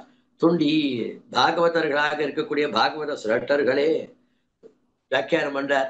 பகவத் விஷயத்தில் சாப்பலம் உடையார் எல்லாரும் பாடுங்கோள். எம்பெருமான் திறத்திலே ஆசை உடையவர்கள் எல்லோரும் பாட வேண்டும், ஒத்தருடாம எல்லோரும் பாட வேண்டும். வண்டுகள் ஆர்ந்த பொருளை உடைய திருமங்கையில் உள்ளாருக்கு நிர்வாகரான அழகிய மாலையை உடைய வேலை நிரூபகமாக உடைய ஆழ்வார் அருளி செய்த மாலைகள். தன்னை பத்தி சொல்லிக்கிறார். சுரும்பார் பொழில் மங்கையர் கோன். திருமங்கையில் இருப்பவர்களுக்கு நிர்வாகராக இருக்கக்கூடியவனான அடியேன். அந்த திருமங்கை எப்படி இருக்கிறது? வண்டுகளார்ந்த புழிலை உடையதாக இருக்கக்கூடியது. அப்படிப்பட்டதான திருமங்கையிலே இருக்கக்கூடியவர்களுக்கு தலைவனாக நிர்வாகனாக இருக்கக்கூடியவனாக. அப்புறம் என்ன சொல்றார்? அழகிய சுரும்பார் பொழில் மங்கையர்கோன் ஒண்டார் வேல் கலியன் ஒலி மாலைகள். திருமங்கையில் உள்ளாருக்கு நிர்வாகரான அழகிய மாலையுடைய வேலை நிரூபகமாவுடைய ஆழ்வார் அருளி செய்ததான இந்த மாலைகள். இதுவே ஒரு புஷ்பம் தான். புஷ்பம் தான் கைங்கரியம் தான். அடியானதை தான் சொல்லிட்டே இருக்கேன். புஷ்ப கைங்கரியம் தான். பிராட்டி உகந்ததும் அதுதான். பாமாலை பூமாலை எப்படி சொன்னாலும் புஷ்ப கைங்கரியம் தான். இப்ப அதை சொல்றா இந்த இடத்துல. வேலை நிரூபகமாக உடைய ஆழ்வார் அருளி செய்த இந்த மாலைகள் பரஸ்ருதி சொல்லாதொழிந்தது, இதுதானே பிரயோஜனம் ஆகையாலே. இப்போ இப்படிப்பட்டதான இந்த மாலைகளை தொண்டீர் பாடுமினோ, இதை தொண்டர்களே பாடுங்கோள் பாடுங்கோள் பாடுங்கோள் என்னும் விஷயத்தை சொல்லி முடிச்சார். அப்போ எம்பெருமானிடத்திலே ஈடுபாடுடைய அத்தனை பேரும் வாருங்கள். வாழாட்பட்டு நின்றீர் உள்ளீரேல் வந்து மண்ணு மனமின் கொண்டு கூழாட்பட்டு நின்றீர்களே எங்கள் குழுவினில் புகுதலட்டும். அப்படி இல்லாமல் இருக்கக்கூடியவர்கள் எல்லோரும் வந்திருந்து எம்பெருமானை பாட வேண்டும் என்று பாச்சாய் கைங்கரியம் பாடி பாடி எம்பெருமானை பாடுதலே பலன். பாடுவதால என்ன பலன் கிடையாது. நம்முடைய சம்பிரதாயமே இதுதான். நம்முடைய சம்பிரதாயத்தை சத் சம்பிரதாயத்துடைய சாரமே இதுதான். எதை பண்ணினாலும் அந்த பண்ணின விஷயத்தால பலன் என்பது சாஸ்திரங்களிலே சொல்லப்பட்டிருந்தாலும் நமக்கு அது உச்சிதம் அல்ல. நமக்கு பலன் எம்பெருமான் தான் பலன். எம்பெருமானுடைய கைங்கரியம் தான் நமக்கு பலன். சாஸ்திரங்கள் பல அதிகாரிகளை குறித்து பலவிதமாக சொல்லி இருக்கிறது. நாம அதில் இல்லை. அப்ப நமக்கு எது பலன் அப்படின்னு கேட்டா, பாடுகையாலே வருகின்ற பலன் என்ன என்று இல்லாமல் பாடுகையே பரம பிரயோஜனம் என்று பாடுங்கோள் என்று ஆழ்வார் திருவுள்ளம் பத்தினார் இந்த பிரகார நாயகி. அதனால இந்த பதிகத்துல என்ன பண்ணார்? பரஸ்ருதியே சொல்லலை என்கிறார் பிரிவாச்சான் பிள்ளை. அதனாலதான் இங்க சொல்ல பரஸ்ருதி சொல்லாதொழிந்தது இதுதானே பிரயோஜனம் ஆகையாலே. அப்ப பாடுவதே பிரயோஜனம். பாடுவதினாலே ஒரு பிரயோஜனம் அல்ல. நிறைய ஐதிஹ்யங்கள் நம்முடைய சம்பிரதாயத்துல, நான் பாட்டுக்கு பாடினேன், பாட்டுக்கு ஆடினீர், நீர் பாடினீர், நான் ஆடினேன், அதுக்கு இது சரியா போச்சு என்னெல்லாம் ஐத்தியங்கள் சொல்றா இல்லையா? இதெல்லாம் காட்ட வந்தது என்ன? நம்முடைய செயல்களினாலே எதை செய்தாலும் அந்த செயல்களுக்கு பலன் இல்லை. எம்பெருமானுடைய திருவுள்ளத்தாலே வருகின்றது எதுவோ அதுதான் நமக்கு பலன். அதுதான் பரம புருஷார்த்தம். அந்த பரம புருஷார்த்தம் நம்ம எம்பெருமானுக்கு செய்கின்ற கைங்கரியம்தான். ஆக பாடுவதினால் பலன் அல்ல, பாடுவதே பலனாக கொண்டு செய்யுங்கோள் என்று தொண்டீர் பாடுமினோ சுரும்பார் பொழில் மங்கையர்கோன் ஒண்டார் வேல் கலியின் ஒலிமாலைகள். தொண்டீர் பாடுமினோ தொண்டீர் பாடுமினோ தொண்டீர் பாடுமினோ சுரும்ப பொழில் பங்கையர்கோ தொண்டீர் பாடுமினோ சுரும்ப பொழில் மங்கையர்கோ உண்டார்வேல் கலியில் ஒலி மாலைகள் உண்டார்வேல் கலியில் ஒலி மாலைகள் உண்டார்வேல் கலியில் ஒலி மாலைகள் தொண்டி பாடுமீனோ தொண்டி பாடுமீனோ தொண்டி பாடுமீனோ என்ன பாடுவதே பரம பிரயோஜனமாக பாட வேண்டும் என்று காட்டிய ரீதியில இப்படிப்பட்டதான பரகால நாயகியினுடைய அற்புதமான பாடுதல் பிரபந்தமாகிற பாடுவதே பரம பிரயோஜனம் என்று இருக்கக்கூடியதான ஒரு பதிகத்தை அடியனுக்கு நியமித்து இதை இந்த கோட்டியில இடப்பிக்க வேண்டும் என்று நியமித்த நம்முடைய ஜீயர் சுவாமியினுடைய தேனே மலரும் திருடி தாமரைகளிலே கிருதக்கிதா பூர்வமாக அடியனுடைய அற்புதமான நன்றி அறிதலை தெரிவித்து இப்படிப்பட்ட விஷயங்கள் மேன்மேலும் சிறந்து விளங்க வேண்டும் என்கிறதான தன்னுடைய உதாரமான ஹிருதயத்தினாலே நம் சுவாமி பல பேர்களை கொண்டு ஆச்சரியமான ரீதியில் நித்தியம் காத்தால ஏந்த உடனேயே எம்பெருமானை பற்றியதான விஷயங்களே கேட்கும்படியான ஒரு காலை பொழுதை நம் சுவாமி இப்போது உண்டாக்கி வைத்து விட்டார். அப்போ இதை கேட்டே ஆகுறதுன்னா தன்னிடவே காதல சித்திக்கும்படியாக இருக்க கூவாய் பூங்குயிலே சொல்லாய் பள்ளிக்குட்டி மாதிரி இந்த இடத்துல இப்ப நம்ம சுவாமியும் சேர்ந்து விட்டார். எப்படி சேர்ந்து விட்டார் அப்படின்னு கேட்டா, குயில் கூவ வேண்டும் சொன்னால், கிளி கத்த வேண்டும் என்று சொன்னால், காக்கை கரைய வேண்டும் என்று சொன்னார். காத்தால் ஏந்தவுடனே எம்பெருமான் புகழை இப்படி எல்லோரும் சொல்ல வேண்டும் என்று சுவாமியை நியமித்து வைத்து விட்டாரு. அதனால அப்படிப்பட்ட சுவாமியுடைய திருடி தாமரைகளுக்கு அடியேன் பல்லாண்டு என்று சொல்லி இப்படிப்பட்ட உயர்ந்த விஷயத்தை இந்த கோயிலில் விண்ணப்பிக்கும்படியான பாக்கியத்தை அவருடைய சுவாமி திறத்திலே கிருதஜனையை தெரிவித்துக் கொண்டு ஆழ்வார்கள் வாழி அருளி செயல் வாழி தாழ்வாதுமில் குறவர் தாம் வாழி ஏழ்வாரும் அவர்கள் உரைத்தவர்கள் தாம் வாழி செய்யமறை தன்னுடனே சேர்ந்து என்பதாக சொல்லி அடியனுடைய பாத்தியை நிறைவு செய்கிறேன். ஸ்ரீமதாதி ஸ்ரீநகரின் ஆதாய கலிவீரனே சதுஷ்கவி பிரதானாய பரகாலாய மங்களம். ஸ்ரீமன் மகாபூதபுரே ஸ்ரீமத் கேசவே ஜனஹா காந்திவத்யாம் பிரசுதாய திராஜாய மங்களம். பாதுகே திராஜஸ்ய கதயந்தியதாக்கியா தஸ்ய தாசரதே பாதோ சிரசா தாரயாம்யஹம். லோகாச்சாரியாய வரவே கிருஷ்ணபாதஸ்ய சூனவே சம்சார போகி சந்தட்ட ஜீவ ஜீவாதவே நமஹ. ஸ்ரீமதே ரமஜா மாத்ரு முனீந்திராய மகாத்மனே ஸ்ரீரங்க வாசினே பூயாத்து நித்திய ஸ்ரீ நித்தியமங்கலம். அழ்வார் பெருமானார் ஜீயத் திருவிடைகளே சரணம். ஆச்சாரியன் திருவிடைகளே சரணம். பற்பமெனத்திகள் பைங்கழலும் தன் பல்லவமே விரலும். பற்பமென திகழ் பைங்கழலும் தன் பல்லவமே விரலும். பாவனமாகிய பைந்துவராடை பதிந்த மருங்கழகும். பாவனமாகிய பைந்துவராடை பதிந்த மருங்கழகும். முப்புரி நூலோடு முன் கையில் ஏந்திய முக்கோர் தன்னழகும். எப்பொழுதும் யதிராசன் வடிவழகு என் இதயத்துள்ளதால் இல்லை எனக்கெதிர் இல்லை எனக்கெதிர் இல்லை எனக்கெதிரே இல்லை எனக்கெதிர் இல்லை எனக்கெதிர் இல்லை எனக்கெதிரே இல்லை எனக்கெதிரே இல்லை எனக்கெதிரே இல்லை எனக்கெதிரே